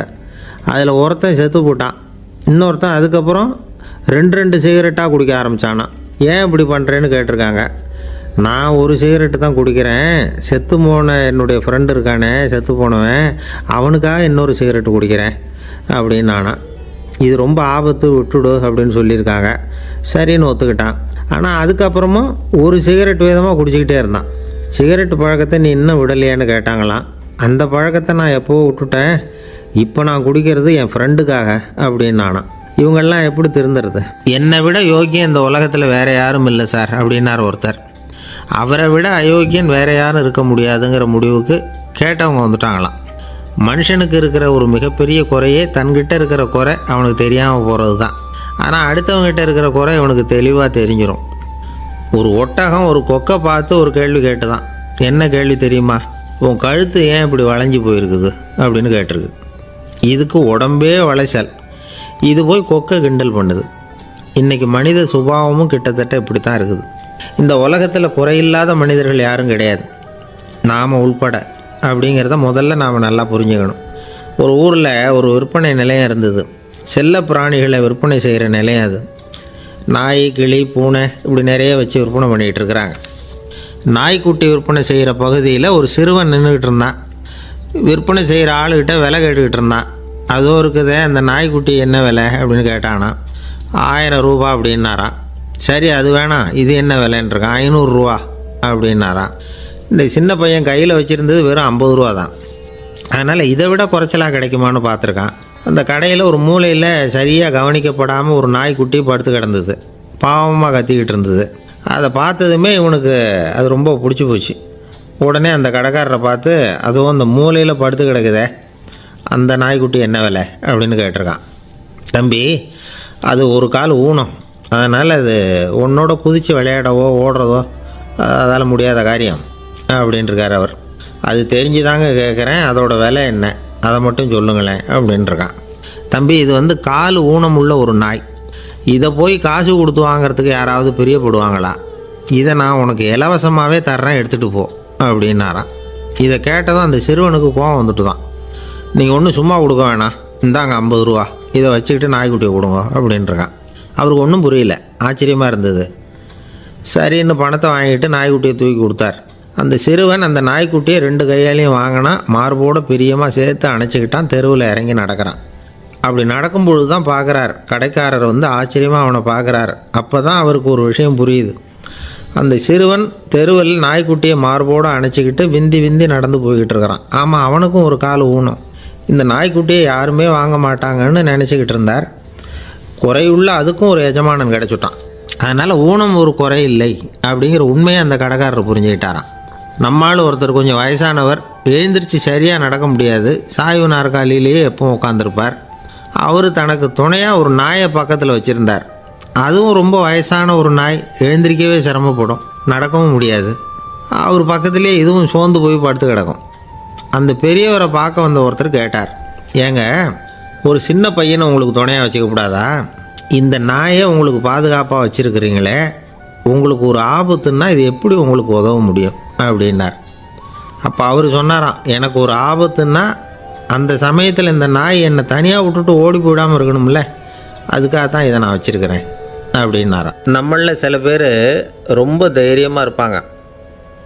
நாம் கூட சொல்கிறது உண்டு, அந்த ஆளுகிட்ட வர்றதுக்கு எமன் கூட பயப்படுவான் அப்படின்னு சொல்கிறது உண்டு. தைரியசாலிகளை நெருங்கிறதுக்கு யமன் பயப்படுவான் அப்படின்னு சொல்கிறது உண்மை தான். அது பொய் இல்லை. மன வலிமை இருக்குது பாருங்கள், அது மனுஷனை காப்பாற்றும். இது மருத்துவ ரீதியான உண்மை. உடல் கோளாறுகள் மன ஆரோக்கியத்தை பாதிக்கும். மன எழுச்சி, மன போராட்டம் இதெல்லாம் உடல் இயக்கத்தில் மாறுதலை உண்டாக்குது. சில வகையான நோய்களுக்கும் மனசுக்கும் இருக்கிற சம்பந்தம் என்னங்கிறத பற்றியெல்லாம் இப்போ ஆராய்ச்சி பண்ணுறாங்க. ஆஸ்மா, மூட்டு வலி, பெருங்குடல் அழற்சி, உயர் இரத்த அழுத்தம், சோரியாசிஸுங்கிற தோல் வியாதி, வயிற்று புண்ணு, இந்த தைராய்டு நச்சுத்தன்மை, இது மாதிரி நோய்களை உண்டாக்குறதுல மனசோட பங்கு என்னங்கிறத பற்றியெல்லாம் ஆய்வு பண்ணி பார்த்துருக்குறாங்க. எதுக்கு எடுத்தாலும் சோர்ந்து போகிறது, தோண்டு போகிறது, இப்படிப்பட்ட மனவாகு, அதோட யாரும் நமக்கு உதவ முடியாது அப்படிங்கிற மனோபாவம், கைவிடப்பட்ட மனநிலைமை, இதெல்லாம் நோயோட தீவிரத்தை ரொம்ப அதிகரிக்க செய்யுதான். இவங்கெல்லாம் அந்த கைகால் வலிக்குது, உடம்பு அசதியாக இருக்குது, தூக்கம் வரல, முதுகு வலிக்குது, உடம்பில் உணர்ச்சி குறையுது, கைகால் விரல்லாம் மரத்து போகுது, இப்படி ஏதாவது சொல்லிக்கிட்டு டாக்டர்களை தேடி வந்துக்கிட்டு இருப்பாங்க. நெஞ்சு வலி யாருக்கு வருது தெரியுமா? பதற்றம், போட்டி மனப்பான்மை, அளவுக்கு அதிகமான வேகம், துடிப்பு, பேராசை, இதுலேயும் கட்டுப்பாடு, நேரம் தவறாமை, அப்புறம் இதெல்லாம் உள்ள மனவாக உள்ளவங்க இருக்கிறாங்கல்ல, அவங்க பெரும்பாலும் நெஞ்சு வலிக்கு ஆளாயிடுறாங்களாம். ஃப்ரீட்மேன் அப்படிங்கிறவர் நிறைய ஆராய்ச்சியெல்லாம் பண்ணி பார்த்துட்டு இதை உறுதிப்படுத்தியிருக்கிறார். அவர் பண்ணின ஆராய்ச்சியில் என்னெல்லாம் தெரிய வந்தது தெரியுமா? பொறுப்பு அதிகம் உள்ளவங்களுக்கு கண்டிப்பாக இரத்த அழுத்தம் வரும், அதிகமாக இருக்குமா. அதே மாதிரி கண்டிப்பாக இருக்கிறாங்கல்ல, அவங்களுக்கும் இரத்த அழுத்தம் அதிகரிக்குமா. இரத்த அழுத்தம் தனக்கு அதிகமாக இருக்குங்கிறத தெரிஞ்சுக்கிட்டவங்க தலைவலி, மயக்கம், இந்த தலை சுத்தல், அசதி, இது மாதிரியான உணர்வுகளை அவங்களுக்கு வந்துடும், அது மாதிரி உணர்வு. ஆனால் உண்மை என்ன தெரியுமா? இதெல்லாம் இரத்த அழுத்தத்தினால இல்லை, இரத்த அழுத்தம் கட்டுப்பாட்டுக்குள்ளே இருந்தால் கூட இவங்க இப்படி நினைக்கிறாங்களாம். இதுக்கு காரணம் மனசு தான் அப்படிங்கிறார் அவர். சில பேர் எப்படி தெரியுமா? ஒருத்தர் மாரடைப்பால் இறந்து போனார் அப்படின்னு கேள்விப்பட்டால் போதும், இறந்து போகிறதுக்கு காரணம் இதயம்தான் அப்படிங்கிற பீதியால், இதய தளர்ச்சி அப்படிங்கிற மனநோயால் பாதிக்கப்படுறார். இவங்கெல்லாம் அடிக்கடி தங்களுடைய இதய பகுதியை தொட்டு பார்த்துக்குவாங்க, நாடியை பிடிச்சி பார்த்துக்குவாங்க, அடிக்கடி மூச்சை உள்ளுக்கு இழுத்து வெளியில் விட்டு வலி வருதா அப்படின்னு பார்த்துக்கிட்டு இருப்பாங்க. வேறு எங்கேயாவது வலிச்சா கூட நெஞ்சை வலிக்குதா அப்படின்னு பார்ப்பாங்க. நெஞ்சு வலிக்குதுன்னு கூட சில பேர் சொல்ல ஆரம்பிச்சிருவாங்க. ஒரு விவசாயி விதைக்கிறதுக்காக வயல்வெளி பக்கம் போகிறார். விதைகளை அள்ளி வீசினார். அப்போ என்ன ஆச்சுன்னா, சில விதைகள் பாதை ஓரத்தில் விழுந்தது, சில விதைகள் முள் செடிகள் மண்டி இருந்த புதருக்கு இடையில் விழுந்தது, சில விதைகள் நல்ல நிலத்தில் விழுந்தது. பாதை ஓரத்தில் விழுந்த விதை என்ன ஆச்சுன்னா, அதெல்லாம் பறவைகள் கண்ணில் போட்டுவிட்டுது. உடனே உட்காந்து கொத்தி தின்னுட்டு போட்டுது. அதிகமாக மண் இல்லாத பாறை பகுதியில் விழுந்த விதையெல்லாம் லேசாக வேர் விட்டு முளைக்க ஆரம்பிச்சிது. அதுக்கப்புறம் வேர் கீழேயும் ஆழமாக போக முடியல, மேலேயும் சூரிய வெப்பம் அதிகம் தாங்க முடியல, எல்லாம் காஞ்சி கருகி போட்டுது. புதர் பகுதியில் சில விதைகள் விழுந்தது இல்லையா, முள் செடிகள் காடாக மண்டி போயிருந்தது. அதனால் முளைச்சி வர்ற செடிக்கு நெருக்கடி அதிகமாக போட்டுது, சரியாக வளர முடியல, விளைச்சலும் சரியாக இல்லை. நல்ல நிலத்தில் விழுந்த விதைகள் மட்டும் நல்லா முளைச்சிது, நல்லா வளர்ந்தது, விளைச்சலும் பிரமாதமாக இருந்தது. இந்த கதையை சொல்லிவிட்டு கேட்க செவியுள்ளோர் கேட்கட்டும் அப்படிங்கிறார் இயேசு பெருமான். ஆமாம், இயேசு கடலில் நின்ற படகு ஒன்றில் உட்காந்துருக்கிறார். கடற்கரையில் ஏராளமான மக்கள் உட்காந்துருக்கிறாங்க. அந்த சமயத்தில் தான் இயேசு ஓமைகள் மூலமாக மக்களுக்கு பல உண்மைகளை சொல்லிகிட்டு இருக்கிறார். மக்கள் அந்த கதையை கேட்டுட்டு ஒன்றும் புரியாமல் முழிக்கிறாங்க. அதை கவனித்த இயேசு அந்த ஓமையை விளக்க ஆரம்பித்தார். இதில் அந்த விதைக்கிறவர் தான் இறைவன். அவருடைய வார்த்தைகளை விதைக்கிறார். அந்த வார்த்தைகளை கேட்கிற மக்கள் அந்த விழுந்த விதைகள் மாதிரி 4 வகையானவர்கள். சில பேர் பாதை ஓரத்தில் விழுந்த விதைகள் மாதிரி. இறைவன் வார்த்தைகளை அவங்க கேட்குறாங்க, ஆனால் தீய எண்ணங்கள் செய்கைகள் மூலமாக விதைக்கப்பட்ட வார்த்தைகள் அழிஞ்சு போடுது. இறைவன் வார்த்தைகளை கேட்ட உடனே மகிழ்ந்து போய் உடனே சில பேர் அதை ஏற்றுக்கிறாங்க. இவங்கெல்லாம் அந்த பாறை பகுதியில் விழுந்த விதைகள் மாதிரி. அதனால் இவங்கெல்லாம் வேறு இல்லாதவங்க. கொஞ்ச காலத்துக்கு இறை வார்த்தைகளுக்கு கீழ்ப்படிந்து நடப்பாங்க. அதனால் ஏதாவது இடைஞ்சல் ஏற்பட்டால் உடனே தடுமாறுவாங்க. தங்கள்கிட்ட இருக்கிற நல்ல பண்புகளை விட்டுட்டு பாவ வழிகளுக்கு போயிடுவாங்க. முள் செடிகளுக்கு இடையில் விழுந்த விதைகள் மாதிரி உள்ளவங்க யாருன்னா, இவங்களுக்கு உலக கவலை உண்டு, செல்வத்தின் மீது மயக்கம் உடையவர்கள். உலக ஆசைகள் இவங்களுக்குள்ளே பூந்துடுறதுனால அங்கே இருக்கிற நல்ல பண்புகள் மறைஞ்சு போயிடுது. அதனால் அவங்களும் உபயோகம் இல்லாதவங்களாக ஆயிடுறாங்க. நல்ல மனிதர்கள் நல்ல நிலத்தில் விழுந்த விதைகளுக்கு ஒப்பானவர்கள். இவங்க இறை வார்த்தையை கேட்குறாங்க, அதை ஏற்றுக்கிறாங்க, அவங்களும் நல்லபடியாக வாழுறாங்க, அடுத்தவங்களுக்கும் உபயோகமாக இருப்பாங்க. இதுதான் இயேசு சொன்ன விளக்கம். நல்ல வார்த்தைகளை கேளுங்கள், நல்ல வார்த்தைகளை ஏற்றுக்கொள்ளுங்கள், அடுத்தவங்களுக்கு உபயோகமாக இருங்க. இதுதான் பெரியவங்கள்லாம் நமக்கு சொல்லுகிற உபதேசம். ஒரு அப்பா தன்னுடைய மகனுக்கு உபதேசம் பண்ணார். இதை பாருப்பா, நல்ல வார்த்தைகளை கேட்கணும், எப்போதுமே மகன் அப்பா பேச்சை கேட்குறது நல்லது அப்படின்னாராம். நீ ஏதாவது ஒரு தப்பு பண்ணால் என் தலையில் ஒரு முடி நரைச்சி வெள்ளையாக போடும்பா, நீ செய்கிற ஒவ்வொரு தப்புக்கும் என் தலையில் ஒவ்வொரு முடி வெள்ளையாயிடும் அப்படின்னாராம். பையன் யோசித்தான், அப்பா இப்போ தான் எனக்கு புரியுது, தாத்தாவோட தலைமுடி பூராவும் வெள்ளையாக இருக்கிறதுக்கு என்ன காரணம்ங்கிறது எனக்கு இப்போ தான் புரியுது அப்படின்னானா. ஒரு ஊரில் ஒரு ராஜா இருந்தார். அவர் ஒரு பூனை வளர்த்தார். ரொம்ப செல்லமாக அவர் அந்த பூனையை வளர்த்தார். அவர் என்ன பண்ணுவார் தெரியுமா? இரவு நேரத்தில் அந்த பூனையோட தலையில் ஒரு விளக்கை வச்சுருவார். அந்த பூனை ரொம்ப ஜாக்கிரதையாக அந்த விளக்கு கீழே விழுந்துடாமல் பார்த்துக்கும். தலையை ஆட்டாமல் ரொம்ப நிதானமாக ராஜா பின்னாடி நடந்து போய்கிட்டே இருக்கும். அந்த விளக்கு வெளிச்சத்தில் எல்லா வேலைகளையும் செஞ்சுருவார். கையில் ஒரு விளக்கை தனியாக எடுத்துகிட்டு போக வேண்டிய அவசியமே இல்லை. விளக்கை தூக்கிட்டு போகிற வேலையை அந்த பூனை பார்த்துக்கும். அதனால் ராஜாவுக்கு அந்த பூனை மேலே ரொம்ப பிரியம். மந்திரிகளையெல்லாம் கூப்பிட்டு அவங்கக்கிட்ட சொல்லுவார், பார்த்தீங்களா இந்த பூனை எவ்வளவு விசுவாசமாக நடக்குது, என் பேரில் எவ்வளவு மரியாதை பார்த்தீங்களா அதுக்கு அப்படிம்பார். இதை கேட்டுவிட்டு அங்கேருந்து அமைச்சர்களில் ஒருத்தர் சொன்னார், மன்னா நீங்கள் சொல்கிறது சரிதான், இருந்தாலும் இந்த பூனையோட விசுவாசத்தை நாம் கொஞ்சம் சோதித்து பார்க்க வேண்டியிருக்கு அப்படின்னாராம். சரி, உங்கள் ஆசையை ஏன் கெடுக்கணும், நல்லா சோதித்து பாருங்கள் அப்படின்னு சொல்லிவிட்டார் ராஜா. உடனே அந்த அமைச்சர் என்ன பண்ணார் தெரியுமா? எங்கேயோ புறப்பட்டு போனார். ஒரு 5-6 எலிகளை பிடிச்சிக்கிட்டு வந்தார். அரண்மனையில் ராஜா ஏதோ வேலை பார்த்துக்கிட்டு இருக்கிறாரு. பக்கத்தில் அந்த பூனை ரொம்ப பணிவாக நின்றுக்கிட்டு இருக்குது. அது தலையில் விளக்கு எரிஞ்சிக்கிட்டு இருக்கு. அமைச்சர் தான் பிடிச்சிக்கிட்டு வந்த எலிகளை அந்த பூனை பார்வையில் படுறது மாதிரி எதிரில் விட்டார். அந்த எலிகள்லாம் அங்கேயும் இங்கேயும் ஓட ஆரம்பிச்சிது. அதை பார்த்தது பூனை, அவ்வளவுதான். தலையில் இருக்கிற விளக்கை பற்றியும் கவலைப்படலை, ராஜாவை பற்றியும் கவலைப்படலை. ஒரே பாய்ச்சலாக பாஞ்சு எலிகளை துரத்த ஆரம்பிச்சுட்டுது. தலையில் இருந்த விளக்கு எங்கேயோ போய் விழுந்தது, அணைஞ்சு போச்சு.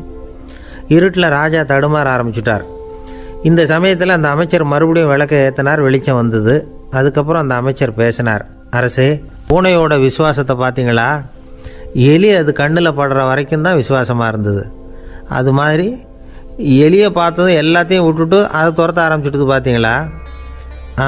தான் அந்த பூனையை பற்றி நினச்சது தப்புங்கிறது அதுக்கப்புறம் தான் அந்த ராஜாவுக்கு புரிஞ்சுதான். சரி, இப்போ எதுக்கு இந்த கதையெல்லாம் அப்படிங்கிறீங்களா? இந்த பூனை மாதிரி தான் நம்ம மனசும். மனசை எவ்வளவு தான் பயிற்சி கொடுத்து பக்குவமாக வச்சுருந்தாலும் பார்க்குறதுக்கு பரமசாது மாதிரி தான் இருக்கும். பார்க்க வேண்டியதை பார்த்துட்டுதுன்னா பாஞ்சிரும். இந்த பூனை மாதிரி புலன் இன்ப பொருள்கள் கிட்டாத வரைக்கும் மனம் அடங்கி இருக்கிறது மாதிரி தான் தெரியும். கொஞ்சம் வாய்ப்பு கிடைச்சாலும் அது குதிக்க ஆரம்பிச்சிரும், தப்பு பண்ண ஆரம்பிச்சிரும். பெரிய பெரிய முனிவர்கள் வாழ்க்கையில் நடந்த வீழ்ச்சி இதை தான் நிரூபிக்குது. புலன்களின் ஆற்றல் அதிகம். அதனால் மனக்கட்டுப்பாடு பயிற்சிகளில் ரொம்ப எச்சரிக்கையாக இருக்கணுங்கிறார் சுவாமி சிவானந்தர். மது பழக்கத்தையே விட்டுவிட்டேன்னு உறுதியாக இருப்பான். கடை கண்ணில் பட்டுவிட்டதுன்னா கால் அவனை கேட்காமலே இழுத்துக்கிட்டு உள்ளே போயிடும். இதுதான் மனசுங்கிறது. அதுதான் அந்த ராஜா வளர்த்த பூனை. நம்மால் ஒருத்தன் அந்த ராஜா பூனை தலையில் விளக்க வச்சது மாதிரி இவன் தன்னுடைய தலையிலேயே ஒரு விளக்கை ஏற்றி வச்சுக்கிட்டு என்னத்தையோ தேட ஆரம்பித்தான். தேடிக்கிட்டு இருக்கிறான். தலையை ஆட்டாமல் நிதானமாக நடந்து ரொம்ப நேரமாக தேடிகிட்டு இருக்கிறான். அந்த சமயம் அங்கே ஒருத்தர் என்னத்தை தேடுறீங்கன்னு கேட்டார். அதுதான் மறந்து போச்சு அப்படின்னு இழுத்தான். சரி, கொஞ்சம் இப்படி உட்காருங்க, ஞாபகம் வந்ததும் தேட ஆரம்பிக்கலாம் அப்படின்னார் அவர். இவன் கொஞ்ச நேரம் உட்காந்து யோசித்தான். அப்புறம் திடீர்னு எழுந்திரிச்சான். ஞாபகம் வந்துட்டுதுன்னா. என்னன்னு கேட்டார். எங்கள் வீட்டில் இருந்த விளக்கை எங்கே வச்சேன்னு தெரியல, அதை தான் தேடிக்கிட்டு இருக்கிறேன், ஏற்றி வைக்கலாம்னு பார்க்குறேன் அப்படின்னா. ஒரு ராஜா இருந்தார். நாடு பூராவும் நிறைய மரங்களை நட்டு வளர்க்கணுங்கிறது அவரோட ஆசை. தானே அதுக்கு முன்மாதிரியாக இருக்கணும்னு நினச்சார். அரண்மனையை சுற்றி மரங்களை நட்டு வளர்த்தார். இதை பார்த்துட்டு ஜனங்களும் அவங்கவுங்க வீட்டை சுற்றி மரக்கன்றுகளை நட்டு வளர்த்தாங்க. கொஞ்ச காலத்தில் ஊர் பூரா பசுமையாக மாறிச்சு. எல்லாருக்கும் சந்தோஷமாக இருந்தது. இது ஒரு பக்கம் இருக்கட்டும். இப்போ நான் சொல்ல போகிற கதை வேறு. அதாவது, அந்த ராஜா ஒரு நாள் தன்னுடைய அரண்மனையை சுற்றி இருக்கிற விதவிதமான மரங்களை எல்லாம் போய் பார்த்தார். எப்படி இருக்கிறீங்க அப்படின்னு ஒவ்வொரு மரத்துக்கிட்டையும் விசாரித்தாராம். எந்த மரமும் சந்தோஷமாக இருக்கிறதா தெரியல. அதுக்கும் மனசில் ஒரு குறை. முதல்ல ஆலமரத்துக்கிட்ட போனார். அது சொல்லிச்சு, மண்ணா, நான் நல்லா பெருசாக வளர்ந்துருக்கிறேன், அடர்த்தியாக இருக்கிறேன், கிளையெல்லாம் 4 பக்கமும் நல்லா படர்ந்து தான் இருக்குது, இருந்தாலும் எந்த பிரயோஜனமும் இருக்கிறதா தெரியல எனக்கு. என்னுடைய பழம்லாம் ரொம்ப சின்னதாக இருக்குது, என் கண்ணுக்கு சரியாக புலப்பட மாட்டேங்குது. நான் இருக்கிற சைஸுக்கு என்னுடைய கிளையில் இருக்கிற பழம்லாம் எவ்வளோ பெருசாக இருக்கணும், அது இத்தினூண்டு இருக்கிறது எனக்கு பெரிய அவமானமாக இருக்குது. இப்படி இங்கே நின்றுக்கிட்டு இருக்கிறதே ரொம்ப கூச்சமாக இருக்குது. ஒரு நல்ல புயல் வந்ததுன்னா பேசாமல் சாஞ்சு விடலாமான்னு பார்க்குறேன் அப்படின்னு புலம்புது ஆலமரம்.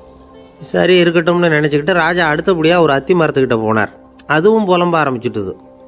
நான் கூட பெரிய மரம் தான், இல்லை இலையெல்லாம் அழகாக தான் இருக்குது, பழம் அழகாக இருக்குது, இருந்தாலும் உள்ள விஷயம் இல்லையே, அத்தி பழத்தை புட்டு பார்த்தா அத்தனையும் சொத்தை அப்படின்னு பழமொழியே உண்டாயிட்டுதே. இப்படி ஒரு கெட்ட பேரோடு நான் இருக்கணுமா அப்படின்னு புலம்புது அது. சரி, இது இருக்கட்டும் அப்படின்னு சொல்லி அடுத்தபடியாக வேப்ப மரத்துக்கிட்ட போனார். அது தன்னுடைய வேதனையை வெளியிட்டது. எனக்கு எவ்வளவோ மருத்துவ குணங்கள்லாம் இருக்கிறதா சொல்லிக்கிறாங்க, இருந்தாலும் என்ன பிரயோஜனம், என்னுடைய பழத்தை மனிதர்கள் யாரும் விரும்பி சாப்பிட்றது இல்லையே அப்படின்னுது. ராஜா அடுத்தாப்புல இருந்து ஒரு பனை மரத்துக்கிட்ட போனார். நான் நல்லா உயரமாக தான் வளர்ந்துருக்கிறேன், மற்ற மரங்கள்லாம் என்னை அண்ணாந்து தான் பார்க்கணும், இருந்தாலும் என்கிட்ட நிழலுக்காக யாரும் ஒதுங்கிறது இல்லையே அப்படின்னுது. என்ன இது, எல்லா மரமும் இப்படி திருப்தி இல்லாமல் இருந்துக்கிட்டு இருக்குதே அப்படின்னு நினச்சிக்கிட்டே ராஜா அடுத்தபடியாக அங்கே இருந்த ஒரு பைன் மரத்துக்கிட்ட போனார். அழகாக உயரமாக பசுமையாக தான் இருந்தது, ஆனால் பழமோ பூவோ கிடையாது. அதை நினச்சி அது வருத்தப்பட்டுக்கிட்டு இருக்குது. ஓக் மரம் அது ஒன்று நின்றுட்டு இருந்தது. அது என்ன சொல்லிச்சுன்னா, இலையுதிர் காலத்தில் என் மேலே இருக்கிற எல்லா இலைகளும் உதிர்ந்து போடுது, முடி கொட்டின மனிதர்கள் மாதிரி மொட்டையாக நான் நிற்க வேண்டியிருக்குது, என்ன வாழ்க்கை இது அப்படின்னு சொல்லி அழுத்துக்கிட்டது. சரி, புளிய மரம் என்ன சொல்லுது பார்ப்போம்னு அதுக்கிட்ட போனால், என்னுடைய நிழலில் யாருமே தங்க மாட்டாங்க, உடம்புக்கு சூடுன்னு ஒதுங்கி போயிடுவாங்க, அடிமரத்தை பார்த்திங்கன்னா பட்டையெல்லாம் உறிஞ்சி பார்க்குறதுக்கே கேவலமாக இருப்பேன் அப்படின்னுது அது. முருங்கை மரம் என்ன சொல்லிச்சு தெரியுமா, என்னுடைய இலை காயெல்லாம் சாப்பிட்றவங்களுக்கு சத்து கொடுக்கறது வாசவம்தான், ஆனால் என் உடம்புல சத்தே கிடையாது, கொஞ்சம் வேகமாக காற்று அடிச்சதுன்னா முறிஞ்சி விழுந்துடுறேன், என்ன வாழ்க்கை இது அப்படின்னு சொல்லி அது வருத்தப்பட்டது. ராஜா யோசனை பண்ணார். என்ன இது, மரங்கள் பூமியின் வரங்கள்னு சொல்கிறோம், மழை பெய்யறதுக்கு அதுதான் காரணம், பூமி செழிப்பாக இருக்கிறதுக்கும் அதுதான் காரணம், வீடு கட்டுறதுக்கு மரம், நாற்காலி செய்ய உபயோகப்படுத்துறதுக்கும் அதுதான் உபயோகப்படுது, மனுஷனுக்கு வேண்டிய ஆகாரங்களையும் கொடுக்குது, இப்படிலாம் இருந்தும் எல்லா மரமும் நிம்மதி இல்லாமல் இருந்துக்கிட்டு இருக்குதே அப்படின்னு நினச்சார். அப்போது அங்கே இருந்த ஒரு மகிழ மரம் அவர் கண்ணில் பட்டுது. அந்த மரம் மட்டும் கொஞ்சம் நிம்மதியாக மகிழ்ச்சியாக இருக்கிறது மாதிரி தெரிஞ்சுது. உடனே ராஜா அதுக்கிட்ட போனார். உனக்கு மனசில் எதுவும் குறை இல்லையான்னு கேட்டார். இல்லை, நான் சந்தோஷமாக தான் இருக்கேன்னு அந்த மகிழ மரம். அப்படியான்னு ஆச்சரியமாக கேட்டார் ராஜா. ஆமாம் மன்னா, இந்த இடத்துல நீங்கள் ஒரு முருங்கை மரத்தையோ வேப்ப மரத்தையோ கூட நட்டிருக்கலாம், ஆனால் இந்த இடத்துல நடுறதுக்கு என்ன தேர்ந்தெடுத்துருக்குறீங்க, அதுவே எனக்கு பெருமை, அதுவே எனக்கு திருப்தி அப்படின்னு தான் மகிழ மரம்.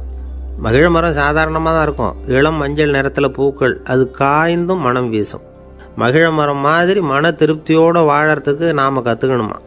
நாம் இந்த உலகத்தில் ஒரு நாயாவோ நரியாவோ கூட பிறந்திருக்கலாம், மனுஷனாக பிறந்திருக்கிறோம், அதுவே பெருமை தானே. இந்த நிறைவு தான் மகிழ்ச்சியின் ரகசியம். ஒரு பையன் அப்பா கிட்ட போய், அப்பா, நீங்கள் இந்த உலகத்தில் ஒரு மனுஷனாக பிறந்தது என்னோட அதிர்ஷ்டம் நானா. ஏண்டா அப்படி சொல்கிறேன்னு இருக்கார் அப்பா. நீங்கள் ஒரு கரடியாக பிறந்திருந்தா இந்நேரம் நானும் ஒரு கரடி குட்டியாக தானே இருந்திருப்பேன் அப்படின்னு நானா பையன். இந்த உலகத்தில் நாம் நல்லபடியாக இருக்கணும்னா அதுக்கு முக்கியமாக தேவைப்படுறது 2. ஒன்று செல்வம், இன்னொன்று அறிவு. சரி, இது 2ல் சிறந்தது எது அப்படின்னு ஒரு கேள்வி கேட்டால் என்ன பதில் சொல்கிறது?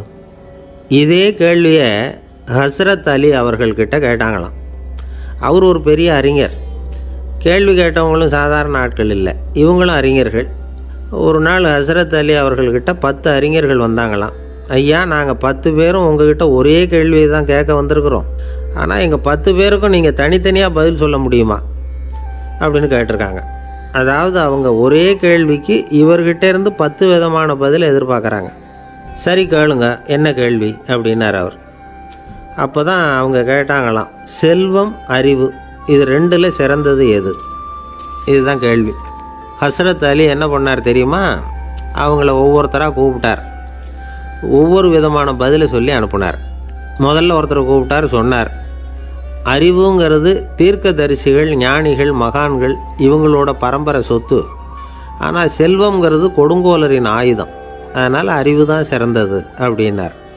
2வது ஆளை கூப்பிட்டார், உங்ககிட்ட செல்வம் இருந்தால் நீங்கள் தான் அதை காப்பாற்றணும், ஆனால் அறிவு உங்களை எப்பவும் காப்பாற்றும், ஆகவே அறிவு தான் சிறந்தது அப்படின்னார். 3வது ஆளை கூப்பிட்டார், செல்வந்தனுக்கு எப்போதும் விரோதிகள் அதிகம், ஆனால் அறிஞனுக்கு நண்பர்கள் அதிகம், அதனால் அறிவு தான் சிறந்ததுன்னார். அடுத்தவரை கூப்பிட்டார், செல்வம் அடுத்தவங்களுக்கு கொடுக்க கொடுக்க குறையும், ஆனால் கல்விங்கிறது அதிகரிச்சுக்கிட்டே வரும், கொடுக்கறதுனால குறையாது, அதனால் அறிவு தான் சிறந்ததுன்னார். இன்னொருத்தரை கூப்பிட்டார், அறிவுள்ளவன் எப்பவும் அதை அடுத்தவங்களுக்கு வாரி வழங்கிக்கிட்டே இருப்பான், அதனால் அவங்ககிட்ட தாராளத்தன்மை இருக்கும், ஆனால் செல்வந்தன்கிட்ட கஞ்சத்தனம் தான் இருக்கும், அதனால் அறிவு தான் சிறந்ததுன்னார். 6வது நபரை கூப்பிட்டார், செல்வத்தை கள்வர்கள் திருடிட்டு போக முடியும், ஆனால் அறிவை அப்படி திருடிட்டு போக முடியாது அப்படின்னார். 7வது நபரை கூப்பிட்டார், செல்வம் கால ஓட்டத்தில் அழிஞ்சிரும், ஆனால் அறிவை கால ஓட்டம் ஒன்றும் பண்ண முடியாது, ஆகவே அறிவே சிறந்ததுன்னார். 8வது ஆளை கூப்பிட்டு சொன்னார், செல்வத்துக்கு எப்பவும் எல்லை உண்டு, நிறைவு உண்டு, அளவு உண்டு, கணக்கு உண்டு, ஆனால் அறிவுக்கு அப்படிப்பட்ட எல்லை எதுவும் கிடையாது, அதனால் அதுதான் சிறந்ததுன்னார். அடுத்தவனை கூப்பிட்டார், செல்வம் உள்ளத்தில் உள்ள ஒளியை போக்கிவிடும், இருட்டை உண்டாக்கிவிடும், விரிந்த மனப்பான்மையை குறுகலாக்கிவிடும், ஆனால் அறிவு அப்படி இல்லை, இருண்ட உள்ளத்தில் ஒளியை பாய்ச்சி அதை விசாலப்படுத்துது, அதுதான் சிறந்ததுன்னார். கடைசியாக 10வது நபரை கூப்பிட்டார், செல்வம் மனசில் செருக்கை உண்டாக்குது, ஆணவத்தை ஏற்படுத்துது, அதனால் நானே கடவுள்னு நினைக்கிற அளவுக்கு மனுஷனை தாழ்த்தி விடுது, ஆனால் அறிவு பணிவையும் பண்பாட்டையும் வளர்க்குது, அதனால் அறிவு தான் சிறந்ததுன்னார்.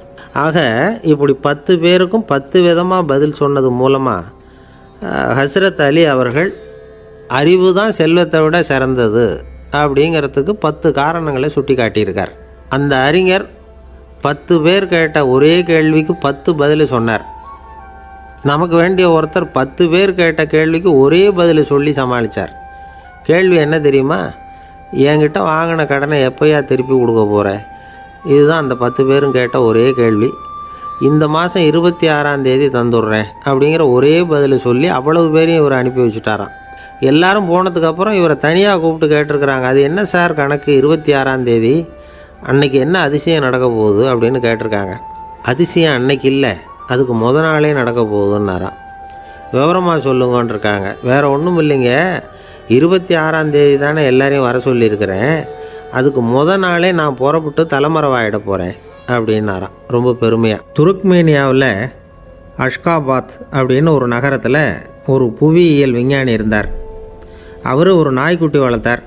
ஒரு நாள் முன்னிரவு நேரம் ஒரு மேஜைக்கு முன்னாடி உட்காந்து அந்த விஞ்ஞானி ஏதோ கணக்கு போட்டுக்கிட்டு இருக்கிறார். அவருக்கு ஒரு சின்ன பெண் குழந்தை, அது தொட்டிலில் தூங்கிட்டு இருக்குது. அந்த நாய்க்குட்டியும் ஒரு மூலையில் படுத்து அது பாட்டுக்கு தூங்கிட்டு இருந்தது. ஒரே அமைதி. அந்த நேரத்தில் திடீர்னு அந்த நாய்க்குட்டி துள்ளி எழுந்திரிச்சிது, நேராக குழந்தைகிட்ட ஓடிச்சு. அந்த குழந்தைய அது போட்டிருந்த ட்ரெஸ்ஸோடு சேர்த்து கவ்வி தூக்குச்சு. தூக்கிக்கிட்டு வாசல் பக்கம் ஓடிச்சு. நாய்க்குட்டி குழந்தைய கவ்வி தூக்க முடியுமாங்கிற சந்தேகம் உங்களுக்கு இல்லையா? நீங்கள் நம்ம ஊர் நாய்க்குட்டியவே பார்த்து பழக்கப்பட்டிருக்கீங்க, அதனால் நம்புறதுக்கு சிரமமாக இருக்கும். அந்த ஊர்லெலாம் அது ரொம்ப ஸ்ட்ராங்காக இருக்கும், ஒரு ஏதோ கண்ணுக்குட்டி மாதிரி இருக்கும். விஞ்ஞானி அதை பார்த்துட்டார். உடனே அந்த நாய்க்கு வெறி பிடிச்சிட்டுதுன்னு முடிவு பண்ணிவிட்டு தன்னோட கை துப்பாக்கியை எடுத்துக்கிட்டு ஓடி வந்தார். அவர் வெளியில் நாய்க்குட்டி எங்கே அப்படின்னு பார்த்து தேடுறார். அந்த நேரத்தில் அந்த வீடு இடிஞ்சு விழுது. காரணம் பூமி அதிர்ச்சி. இப்படி பூமி அதிர்ச்சி உண்டாக போகுதுங்கிறது அந்த நாய்க்குட்டிக்கு முன்னாடியே தெரிஞ்சு போச்சு. அதுதான் குழந்தைய தூக்கிட்டு வெளியில் ஓடி வந்திருக்குது. அது மூலமாக அந்த குடும்பத்தையே காப்பாற்றிருக்குது அந்த நாய்க்குட்டி. இந்த சம்பவம் நடக்கிறதுக்கு 3 நாளைக்கு முன்னாடியே சில பிராணிகளுக்கு இப்படி நடக்க போகுதுங்கிறது தெரிஞ்சிருக்குதான். ஆமாம், அந்த நகரத்தில் 3 நாளைக்கு முன்னாடியே பாம்பு, பல்லி இதெல்லாம் அது தங்கியிருந்த வலையை விட்டு வெளியில் ஓடி வந்துட்டுது. அதே மாதிரி அங்கே இருந்த புறாவெல்லாம் பறந்து போயிடுச்சான். இதே மாதிரி யுகோஸ்லோவியாவில் கூட ஒரு நகரம், அங்கே ஒரு நாள் ராத்திரி ஒரு மிருக காட்சி சாலையில் திடீர்னு ஒரு பெரிய கலவரம், கூச்சல், குழப்பம். அங்கே இருந்த கழுதை, புலி, யானை, பறவை எல்லாம் கண்ணாபின்னான்னு கத்த ஆரம்பிச்சுட்டுது. நேர் யானை அதுக்குன்னு போடப்பட்டிருந்த தடுப்பையே தாண்டி குதித்து வெளியில் வந்துட்டு தான். மறுநாள் தான் எல்லாருக்கும் விஷயம் புரிஞ்சுது. அடுத்த நாள் காலையில் அங்கே பூமி அதிர்ச்சி உண்டாயிட்டுது.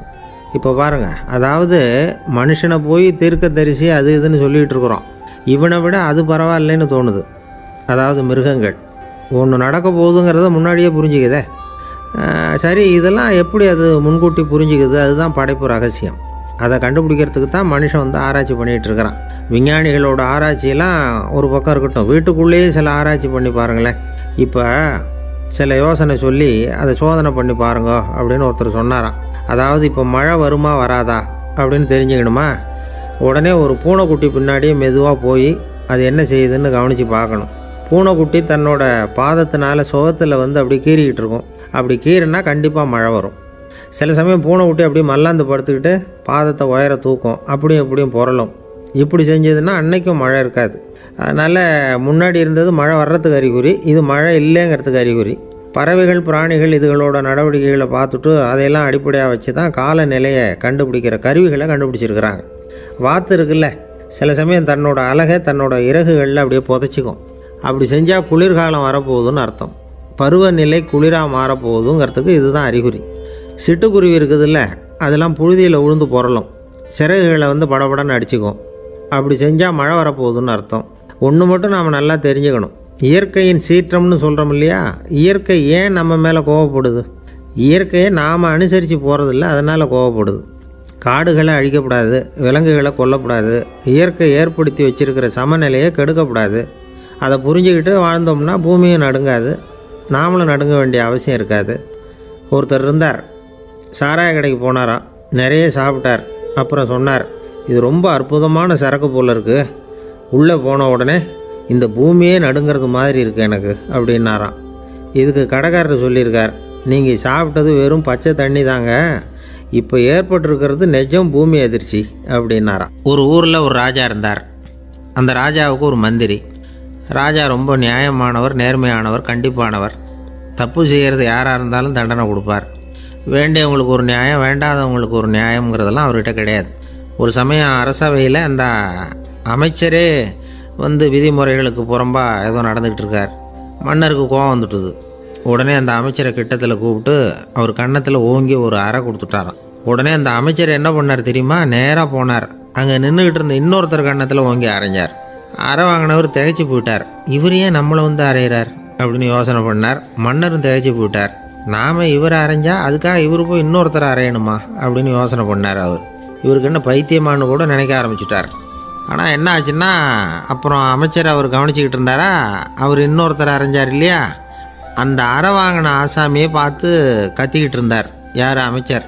ஏன்பா என்கிட்ட அறையை வாங்கிக்கிட்டு இப்படி விவரம் இல்லாமல் நின்றுட்டு இருக்கிறிய, நான் உனக்கு கொடுத்ததை நீ வேறு யாருக்கிட்டையாவது கொடுத்துரு அப்படின்னார்.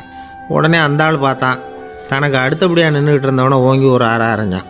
அவன் கன்னத்தை தடவிட்டே யோசனை பண்ணான். இது ஏதோ புரிஞ்சுக்கிட்ட மாதிரி அடுத்தாப்பில் நின்றுக்கிட்டு இருந்தவனை அரைஞ்சான். இப்படி இந்த அறை வந்து மாறி மாறி போய்கிட்டே இருக்குது. ஊர் பூரா பிரயாணம் பண்ண ஆரம்பிச்சுட்டுது.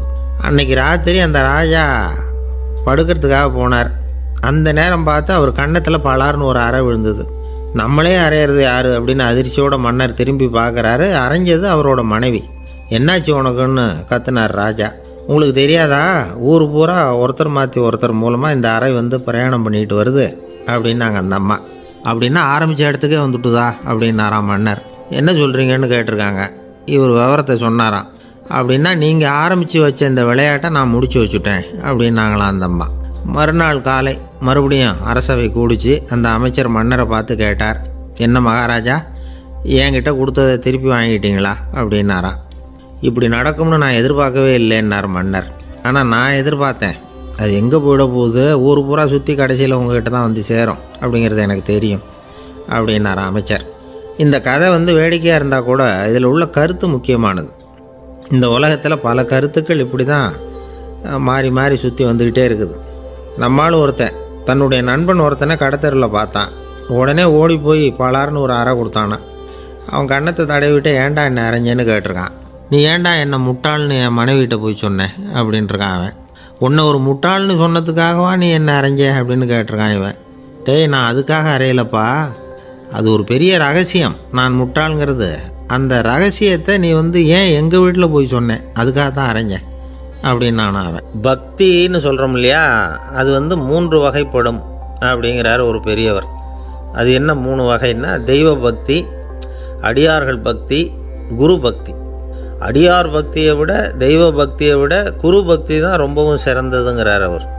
தெய்வத்துக்கிட்ட செஞ்ச பாவம் குருநாதர்கிட்ட தீர்ந்துருமா, குருநாதர்கிட்ட செஞ்ச பாவம் தெய்வத்துக்கிட்ட போனாலும் தீராதான். இப்படி பெரியவங்கள்லாம் சொல்லி வச்சுருக்கிறாங்க. ஒரு காடு, அங்கே அயோத தௌமியர் அப்படின்னு ஒரு தபோதனர், அவர் பல மாணவர்களை ஒன்றா சேர்த்து ஒரு குருகுலம் நடத்திக்கிட்டு இருக்கிறார். பல தரப்பட்டவங்க பல திறப்பட்டவங்க மாணவர்கள் அதில் சேர்ந்து படிச்சுக்கிட்டு இருக்கிறாங்க. பாஞ்சால ராஜகுமாரன் ஒருத்தனும் அந்த குருகுலத்தில் சேர்ந்து படிச்சுக்கிட்டு இருக்கிறான். அவன் பேர் ஆருணி. பெரிய இடத்து புள்ள, இருந்தாலும் படுப்பில் ரொம்ப கெட்டிக்காரனாக இருந்தான். அவன் தான் அங்கே முதல் மாணவன். ஒரு நாள் குருநாதர் அந்த அரசகுமாரனை கூப்பிட்டார். நம்ம குருகுலத்துக்கு சொந்தமான வயலில் தண்ணீர் பெருகி வெள்ளம் பயிரை அழிக்குதான், அதனால் நீ போய் மடையை அடைச்சிட்டு வந்துரு அப்படின்னார். அந்த அரசகுமாரன் உடனே புறப்பட்டான். குருநாதர் சொல்லிட்டார்ல, உடனே புறப்பட்டான். நான் பெரிய இடத்து பிள்ளையாச்சே, ராஜகுமாரனாச்சே, ரொம்ப செல்வாக்கூட வளர்ந்தவனாச்சே, நான் போய் வயலில் இறங்கி வேலை செய்கிறதா அப்படின்னுலாம் அவன் நினைக்கல. குருநாதர் கட்டளையை நிறைவேற்ற வேண்டியது நம்ம கடமை அப்படின்னு நினச்சான். உடனே ஒரு மண்வெட்டியை தூக்கி தோளில் வச்சுக்கிட்டு புறப்பட்டு போயிட்டான். வயலுக்கு போனான். பார்த்தான், தண்ணி கரையை உடச்சிக்கிட்டு வயலுக்குள்ளே ஏகமாக பாஞ்சிக்கிட்டு இருக்குது. இவன் மண்வெட்டியால் களிமண்ணை புல்லோடு சேர்த்து புல் பற்ற மாதிரி வெட்டி வெட்டி போட்டான். இருந்தாலும் மடையை அடைக்க முடியல. தண்ணி அதை மீறி வந்துக்கிட்டே இருக்குது. தண்ணி வேகமாக வயலுக்குள்ளே போய்கிட்டே இருக்குது. போடுற பத்தையெல்லாம் கரைஞ்சி கரைஞ்சி போயிட்டுருக்கு. இருந்தாலும் இவன் தன்னுடைய முயற்சியை கைவிடலை. வெட்டி வெட்டி போட்டுக்கிட்டே இருக்கிறான். காலையில் அங்கே போனவன் சாயந்தரம் வரைக்கும் இப்படி செஞ்சுக்கிட்டு இருக்கிறான். உடம்பும் மனசும் ரொம்பவும் சோர்ந்து போச்சு. இருந்தாலும் குருநாதர் இட்ட கட்டளையை நிறைவேற்றாமல் இருக்கிறோமேங்கிற ஒரு குறை அவனுக்கு இருக்குது. குரு கட்டளையை நிறைவேற்றாத நான் இன்னமும் இருக்கணுமா அப்படின்னு யோசனை பண்ண ஆரம்பிச்சிட்டான். என்ன செய்யலாம்னு பார்த்தான். நம்ம குருநாதர் இட்ட பணிக்காக இந்த உடம்பையே தியாகம் பண்ணலாம் அப்படின்னு முடிவு பண்ணான். தண்ணி பாயுதில் அதுக்கு குறுக்க விழுந்து அப்படியே மடையை அடைச்சிக்கிட்டு அப்படியே படுத்துட்டான். இது மற்றவங்களுக்கு தெரியாது. அன்னைக்கு ராத்திரி ஒரு விளக்கு முன்னாடி உட்காந்து குருநாதர் பிள்ளைங்களுக்கு பாடம் சொல்லி கொடுத்துக்கிட்டு இருக்கிறார். முதல் வரிசையில் இருக்கக்கூடிய ராஜகுமாரனை காணலை. நம்ம ஆருணி எங்கே போனா அப்படின்னு சொல்லி மற்ற மாணவர்களை விசாரித்தார். இப்போ அவங்க சொன்னாங்க, சுவாமி, அவன் காலையில் வயலுக்கு மடையை அடைக்கிறதுக்காக போனான், நீங்கள் தான் போக சொன்னீங்க, இன்னும் திரும்பி வரல அப்படின்னு அவர் பையன். குருநாதர் உடனே ஒரு தீவெட்டி எடுத்துக்கிட்டு மாணவர்களை அழைச்சிக்கிட்டு வயலுக்கு போனார். அங்கே போய் பார்த்தா ஆளை காணும். ஆருணி ஆருணின்னு சொல்லி சத்தம் போட்டு கூப்பிட்டு பார்க்குறார். நான் இங்கே இருக்கேன் குருநாதா அப்படின்னு காலுக்கு அடியிலேருந்து ஒரு சத்தம் வருது. குனிஞ்சு பார்த்தா அவன் மழையில் படுத்துருக்குறான். என்னப்பா இதுன்னார். காலையிலேருந்து இந்த மழையை அடைச்சி பார்த்தேன் சுவாமி, முடியல, அதனால் இப்படி குறுக்க படுத்துட்டேன். என்னை தாண்டறதுக்கு பயந்து போய் தண்ணியே தேங்கி நின்றுட்டுது அப்படின்னா. அவனுடைய குரு பக்தியையும் அவனை தாண்டறதுக்கு அஞ்சு நிற்கிற தண்ணி தேக்கத்தையும் பார்த்துட்டு எல்லாரும் ரொம்ப ஆச்சரியப்பட்டு போயிட்டாங்களாம். ஆருணி எழுந்திரிச்சு வா அப்படின்னு கூப்பிட்டாரான் குருநாதர். அவன் தண்ணீரை பொழந்துக்கிட்டு எழுந்திரிச்சு வந்தானான். அதனால் அவனுக்கு உத்தாலகன் அப்படின்னு ஒரு பேர். உத்தாலகன்னா தண்ணீரை பிளந்தவன் அர்த்தம். அந்த உத்தாலகன் மாதிரி இந்த காலத்து மாணவர்களுக்கும் குரு பக்தி வேணும் அப்படின்னு சொன்னோம் ஒரு பள்ளிக்கூடத்தில். உடனே நிறைய மாணவர்கள் எழுந்திரிச்சு நின்னாங்க. சார், நீங்கள் எங்களை இன்னமும் சரியாக புரிஞ்சுக்கலன்னு நினைக்கிறோம். அன்னைக்காவது ஒருத்தன் அப்படி இருந்தான், இன்றைக்கி ஏகப்பட்ட உத்தாலகர்கள் இருக்கிறோம். எங்கள் வாத்தியார் கட்டளை இட்டால் இப்போவே அது மாதிரி வயலுக்கு போய் மடையில் குறுக்கப்படுத்துக்கிறதுக்கு இந்த வகுப்பில் உள்ள அத்தனை பேரும் தயாராக இருக்கிறோம் அப்படின்னாங்க. அப்படியா அப்படின்னு சொல்லி கேட்டோம் ரொம்ப சந்தோஷமாக. ஒருத்தன் ரொம்ப அடக்கமாக எழுந்திரிச்சான். அப்புறம் சொன்னான், ஆமாம் சார், வகுப்பில் வந்து இவர் நடத்துகிற பாடத்தை கேட்டுக்கிட்டு இருக்கிறத விட பேசாமல் போய் மடையில் படுத்துடுறது ஒன்றும் கஷ்டமான காரியமாக இருக்காது. அதனால தான் எல்லோரும் அங்கே போகிறேன்னு சொல்கிறோம் அப்படிங்கிறான். ஒரு இலக்கிய கூட்டம் ஏற்பாடு பண்ணியிருக்கிறோம், நீங்கள் அவசியம் வந்து அதில் பேசணும் அப்படின்னு கேட்டுக்கிட்டார் ஒருத்தர். வேணாங்க, 4 பேருக்கு முன்னாடி வந்து நிற்கிறதுனா எனக்கு ரொம்ப கூச்சமாக இருக்கும் அப்படின்னாரு இவர். ஏன் சார் இன்னமும் குழந்த மாதிரி கூச்சப்படுறீங்களே அப்படின்னார் அவர் ஒரு மாதிரியாக சமாளித்து அனுப்பி வச்சுட்டு அதுக்கப்புறம் அதை பற்றி இவர் யோசித்து பார்த்துருக்கார். சில நிபுணர்கள் எழுதியிருக்கிறத படித்தும் பார்த்துருக்கிறார். மனோதத்துவ நிபுணர்கள் என்ன சொல்கிறாங்க தெரியுமா? 10லேருந்து 20% குழந்தைகள் பிறக்கிறப்பவே கூச்ச சுபாவம் கொண்டதாக தான் இருக்குதான். ஒரு தாத்தா தன்னோட பேர பிள்ளைய ஆசையாக கூப்பிடுறார் விளையாட்டு காட்ட, அதை அழுதுகிட்டு ஓடி போகுது. ஒரு அம்மா தன்னோட பிள்ளைய பள்ளிக்கூடத்தில் சேர்க்கறதுக்காக கூப்பிட்டுக்கிட்டு போகிறாங்க.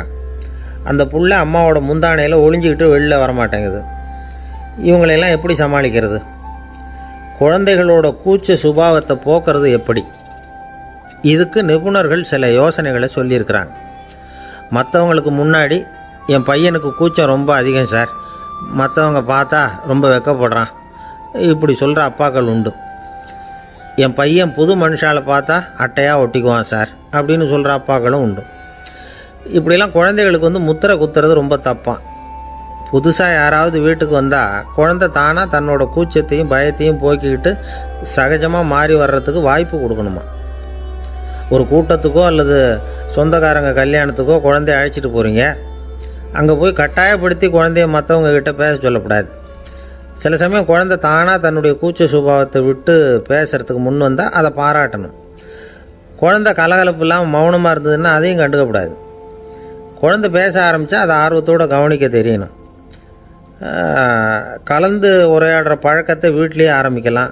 கேட்டதுக்கு பதில் சொல் அப்படின்னு நீங்கள் அதிகாரம் பண்ணிகிட்டு இருக்கக்கூடாது.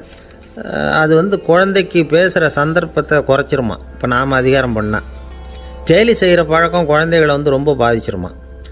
பெரியவங்களானதுக்கு அப்புறமும் சில பேர் கூச்சத்தோடவும் பயத்தோடவும் இருக்கிறதுக்கு இதுதான் காரணம். சின்ன வயசில் அவங்கெல்லாம் ஏதாவது கேலிக்கு ஆளாகி இருப்பாங்க. 2வது குழந்தை மூத்த குழந்தைய வந்து கேலிக்கு ஆளாகிற சந்தர்ப்பங்களை கண்டு கேலி பண்ணினா அது இளம் நெஞ்சங்களை விட்டு நீங்கிறதே இல்லையா. எப்பவும் குழந்தையோட நடை உடை பாவனைகளை பற்றி சொல்லிக்கிட்டே இருக்கக்கூடாதான். அதுவே கூச்ச சுபாவத்தை கொண்டுட்டு வந்துடுமா. அப்பா எங்கேன்னு யாராவது கேட்டால் இது மாதிரி இன்ன காரியத்துக்காக வெளியில் போயிருக்கார், இத்தனை மணிக்கு திரும்பி வருவார் அப்படின்னு சொல்கிற அளவுக்கு குழந்தைகளை வந்து பழக்கப்படுத்தி வைக்கணும். ஃபோன்லேயே யாராவது விசாரித்தா கூட இது மாதிரி பதில் சொல்லு அப்படின்னு சொல்லணும். சின்ன சின்ன மீட்டிங்கில் 4 வார்த்தை பேச தயார் பண்ணலாம்.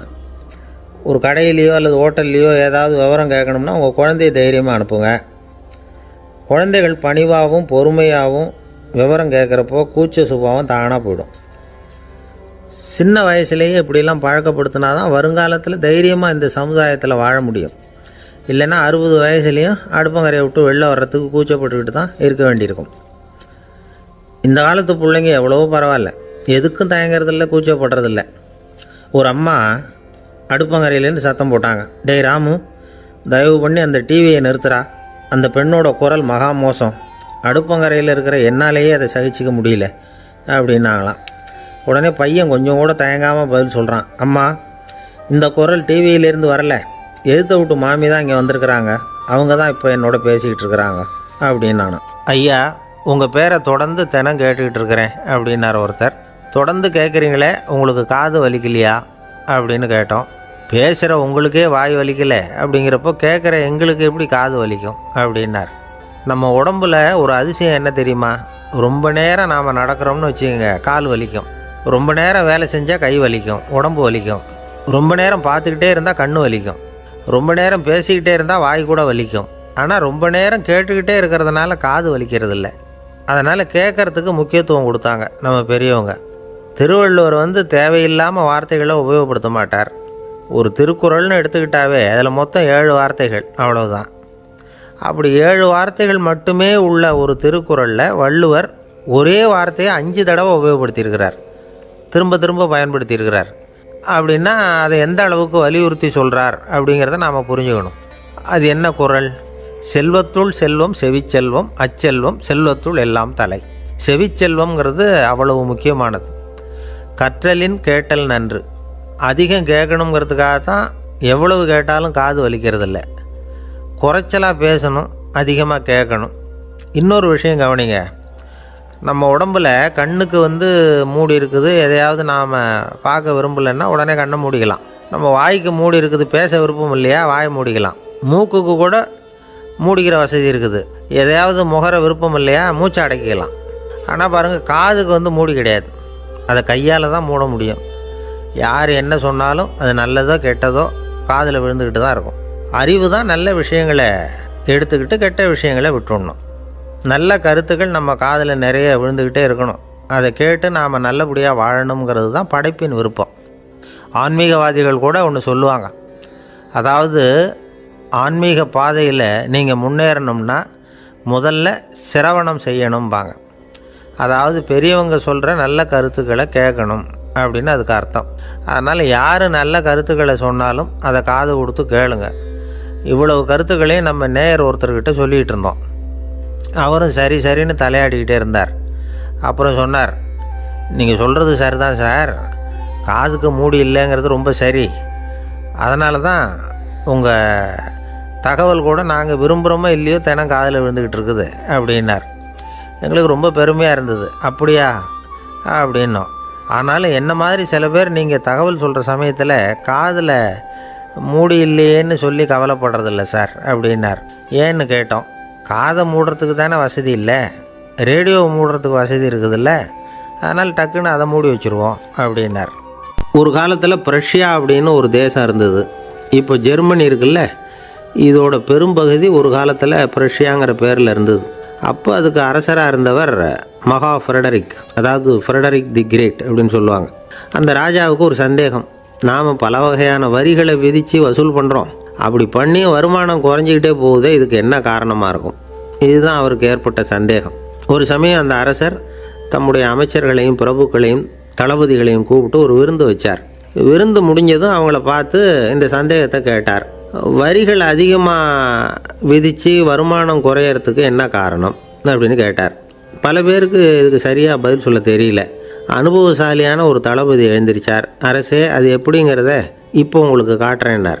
உடனே ஒரு பெரிய பனிக்கட்டி ஒன்றை தன்னுடைய கையில் எடுத்தார். அதை அப்படியும் எப்படியும் திருப்பி பார்த்தார். அப்புறம் அடுத்தவர்கிட்ட கொடுத்தார். அவரும் அதை அப்படியும் இப்படியும் திருப்பி பார்த்துட்டு அடுத்தபடியாக இருந்தவர்கிட்ட கொடுத்தார். இப்படியே இதை ஒவ்வொருத்தராக பார்த்துட்டு ஒவ்வொரு கையாக மாறி கடைசியில் மன்னர் கைக்கு போய் சேர்ந்தது. மன்னர் கைக்கு அந்த பனிக்கட்டி போய் சேர்ந்தப்போ அது கொஞ்சம் கொஞ்சமாக உருகி ஒரு பட்டாணி கடலை சைஸுக்கு ஆகிட்டுது. மன்னர் யோசனை பண்ணார், வரி அதிகமாக போட்டாலும் வந்து சேர்றது குறைவாக இருக்கிறதுக்கு என்ன காரணம் அப்படிங்கிறது அவருக்கு புரிஞ்சு போச்சு. காலம்தான் மாறிட்டு இருக்கே தவிர இந்த கையூட்டு வாங்குகிற பழக்கம் மாறினதாக தெரியல. இன்னொரு ராஜா இருந்தார். அவர் தன்னுடைய ராஜாங்கத்தில் லஞ்ச ஊழலே சுத்தமாக இருக்கக்கூடாது அப்படின்னு நினச்சார். அவர்கிட்ட பல்வேறு துறைகளுக்கும் பொறுப்பாக இருந்த பல பேரும் ரொம்ப சுத்தமாகவும் நேர்மையாகவும் இருந்தாங்க. ஒரே ஒருத்தர் மட்டும் எல்லார்கிட்டையும் லஞ்சம் வாங்கிட்டே இருந்தார். அவரை வேறு வேறு துறைகளுக்கு மாற்றி பார்த்தாரு. அந்த ராஜா என்னென்னமோ பண்ணி பார்க்குறாரு. எந்த வேலையை கொடுத்தாலும் அதுலேயும் லஞ்சம் வாங்கிறதுக்கு ஒரு வழியை உண்டு பண்ணிக்குவார் அந்த ஆள். ராஜாவுக்கு இது ஒரு பெரிய தலைவலியாக போட்டுது. இவர் என்ன பண்ணுறது, இவருக்கு என்ன வேலையை கொடுக்கறது, கொஞ்சம் கூட லஞ்சம் வாங்கிறதுக்கு சான்ஸே இல்லாத ஒரு வேலையை கொடுக்கணும் அப்படின்னு திட்டம் போட்டார். ஒரு நாள் அவருக்கு அந்த உத்தரவும் போட்டுட்டார். அதாவது அவருக்கு என்ன வேலைன்னா, கடற்கரையில் தான் அவருக்கு ஆஃபீஸ், அங்கேயே இருந்துக்க வேண்டியது. தினமும் எத்தனை கடல் அலை கரையில் மோதுது அப்படிங்கிறத கணக்கெடுத்து ராஜாவுக்கு தெரிவிக்க வேண்டியது. இதுதான் அவருக்கு வேலை. பேசாமல் அலையை எண்ணிட்டு உட்காந்துருக்கிட்டோம், அப்போவாவது அவர் லஞ்சம் வாங்குகிற சந்தர்ப்பம் இல்லாமல் போயிடும் அவருக்கு அப்படின்னு நினச்சார் ராஜா. இந்த ஆள் கடற்கரைக்கு போய் டியூட்டியில் ஜாயின் பண்ணிக்கிட்டார். ஒரே மாதத்தில் அங்கே சொந்தமாக ஒரு பிரம்மாண்டமான மாளிகை கட்டிவிட்டார். ராஜாவுக்கு இது பெரிய ஆச்சரியமாக போச்சு. அலையை என்ற வேலையில் அந்த ஆள் எப்படி பணம் சம்பாதிச்சார் அப்படின்னு விசாரித்து பார்த்தார் அக்கம் பக்கத்தில். அந்த ஆள் என்ன பண்ணியிருக்கிறாருன்னா, கடற்கரையில் போய் பொறுப்பை ஏற்றுக்கிட்ட உடனே அங்கே இருந்த மீனவர்கள்கிட்ட எல்லாம் இந்த கரையில் ஒரு நாளில் மோதுகிற அலைகள் எத்தனை அப்படின்னு கேட்டிருக்காரு. அது எப்படிங்க தெரியும்னு இருக்காங்க அவங்க. தினமும் அந்த எண்ணிக்கை தெரியணும். நம்ம ராஜாவுக்கு தினமும் அறிக்கை அனுப்பணும், டெய்லி ரிப்போர்ட்டு. தவறுனா நீங்கள் இந்த கடலில் போய் மீன் பிடிக்கிறதுக்கு ராஜாவோட அனுமதி கிடைக்காது அப்படின்ட்டுருக்காரு. உடனே மீனவர்களும் பயந்து போட்டாங்க. கடலுக்கு போகிறதுக்கு அனுமதி இல்லைன்னா பட்டினி கிடக்கிறது மாதிரி ஆகிடுமே, மெதுவாக அந்த ஆளுகிட்ட போனாங்க. காதோட காதாக சொன்னாங்க, ஐயா, எங்களால் கடல் அலையை எண்ண முடியாது. தினமும் எங்களால் முடிஞ்சதை உங்களுக்கு பணமாக கொடுத்துட்றோம். நீங்கள் தான் ராஜா கிட்ட சிபாரிசு பண்ணி நாங்கள் தொடர்ந்து மீன் பிடிக்கிறதுக்கு அனுமதி வாங்கி கொடுக்கணும் அப்படின்னு வேண்டிக்கிட்டாங்க. பணம் தினமும் சேர ஆரம்பிச்சுட்டுது. பதவியில் மற்ற பதவியோட இந்த பதவி எவ்வளவோ மேல் அப்படின்னு நினச்சிட்டான் அந்த ஆள். அது மட்டும் இல்லை, தயவு பண்ணி என்னை இந்த இடத்த விட்டு மாற்றி விடாதீங்க சார் அப்படின்னு வேற கேட்க ஆரம்பிச்சிட்டானா. எனக்கு இது மட்டும்தான் சார் தெரியும், இதை தவிர வேறு எதுவும் தெரியாது அப்படின்னு சொல்லிக்கிட்டே காலம் தள்ளுறவங்க ரொம்ப பேர். அவங்கெல்லாம் கஷ்டப்பட வேண்டியிருக்கும். ஒருத்தர் தன்னுடைய தொழிலில் ரொம்ப கெட்டிக்காரராக இருக்கலாம். அதுக்காக எப்பவும் அதே ஞாபகத்தில் இருந்துக்கிட்டு உலகியல் அறிவு இல்லாமல் இருந்துடக்கூடாது. அது ஆபத்து. இதுக்காக நம்ம தாத்தா பாட்டிலாம் ஒரு கதை சொல்லுவாங்களே, கேள்விப்பட்டிருக்கீங்களா?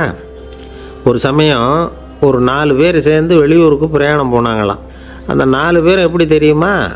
ஒருத்தர் வேதாந்தி, இன்னொருத்தர் சங்கீத வித்வான், 3வது ஆள் வைத்தியர், 4வது ஆள் ஜோசியர். இவங்க 4 பேரும் நண்பர்கள். அதனால் சேர்ந்து புறப்பட்டாங்க. வழியில் ஒரு ஊரில் தங்கினாங்க. இருட்டி போச்சு.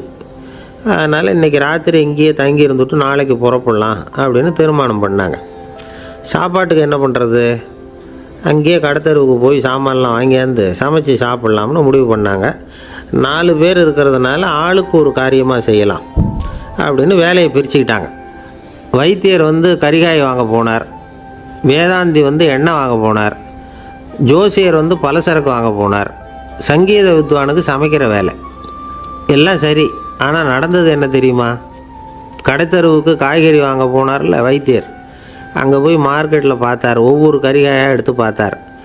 இது பித்தம், உடம்புக்கு ஒத்துக்காது, இது வாயு, உடம்பு ஒத்துக்காது அப்படின்னு ஒவ்வொன்றா தள்ளினார். கடைசியில் ஒன்றுமே தேரல, வெறுங்கையோடு திரும்பி வந்துக்கிட்டு இருக்கிறார். எண்ணெய் வாங்க போனார் வேதாந்தி, அவர் ஒரு தொன்னையில் எண்ணெயை வாங்கினார். பேசாமல் அதை எடுத்துகிட்டு வர வேண்டியது தானே, முடியல. அவருடைய வேதாந்த மூளை சிந்திக்க ஆரம்பிச்சுட்டுது. இந்த தொன்னைக்கு எண்ணெய் ஆதாரமா அல்லது எண்ணெய்க்கு தொன்னை ஆதாரமா அப்படிங்கிற ஆராய்ச்சியில் இறங்கினார். என்னாச்சு தெரியுமா?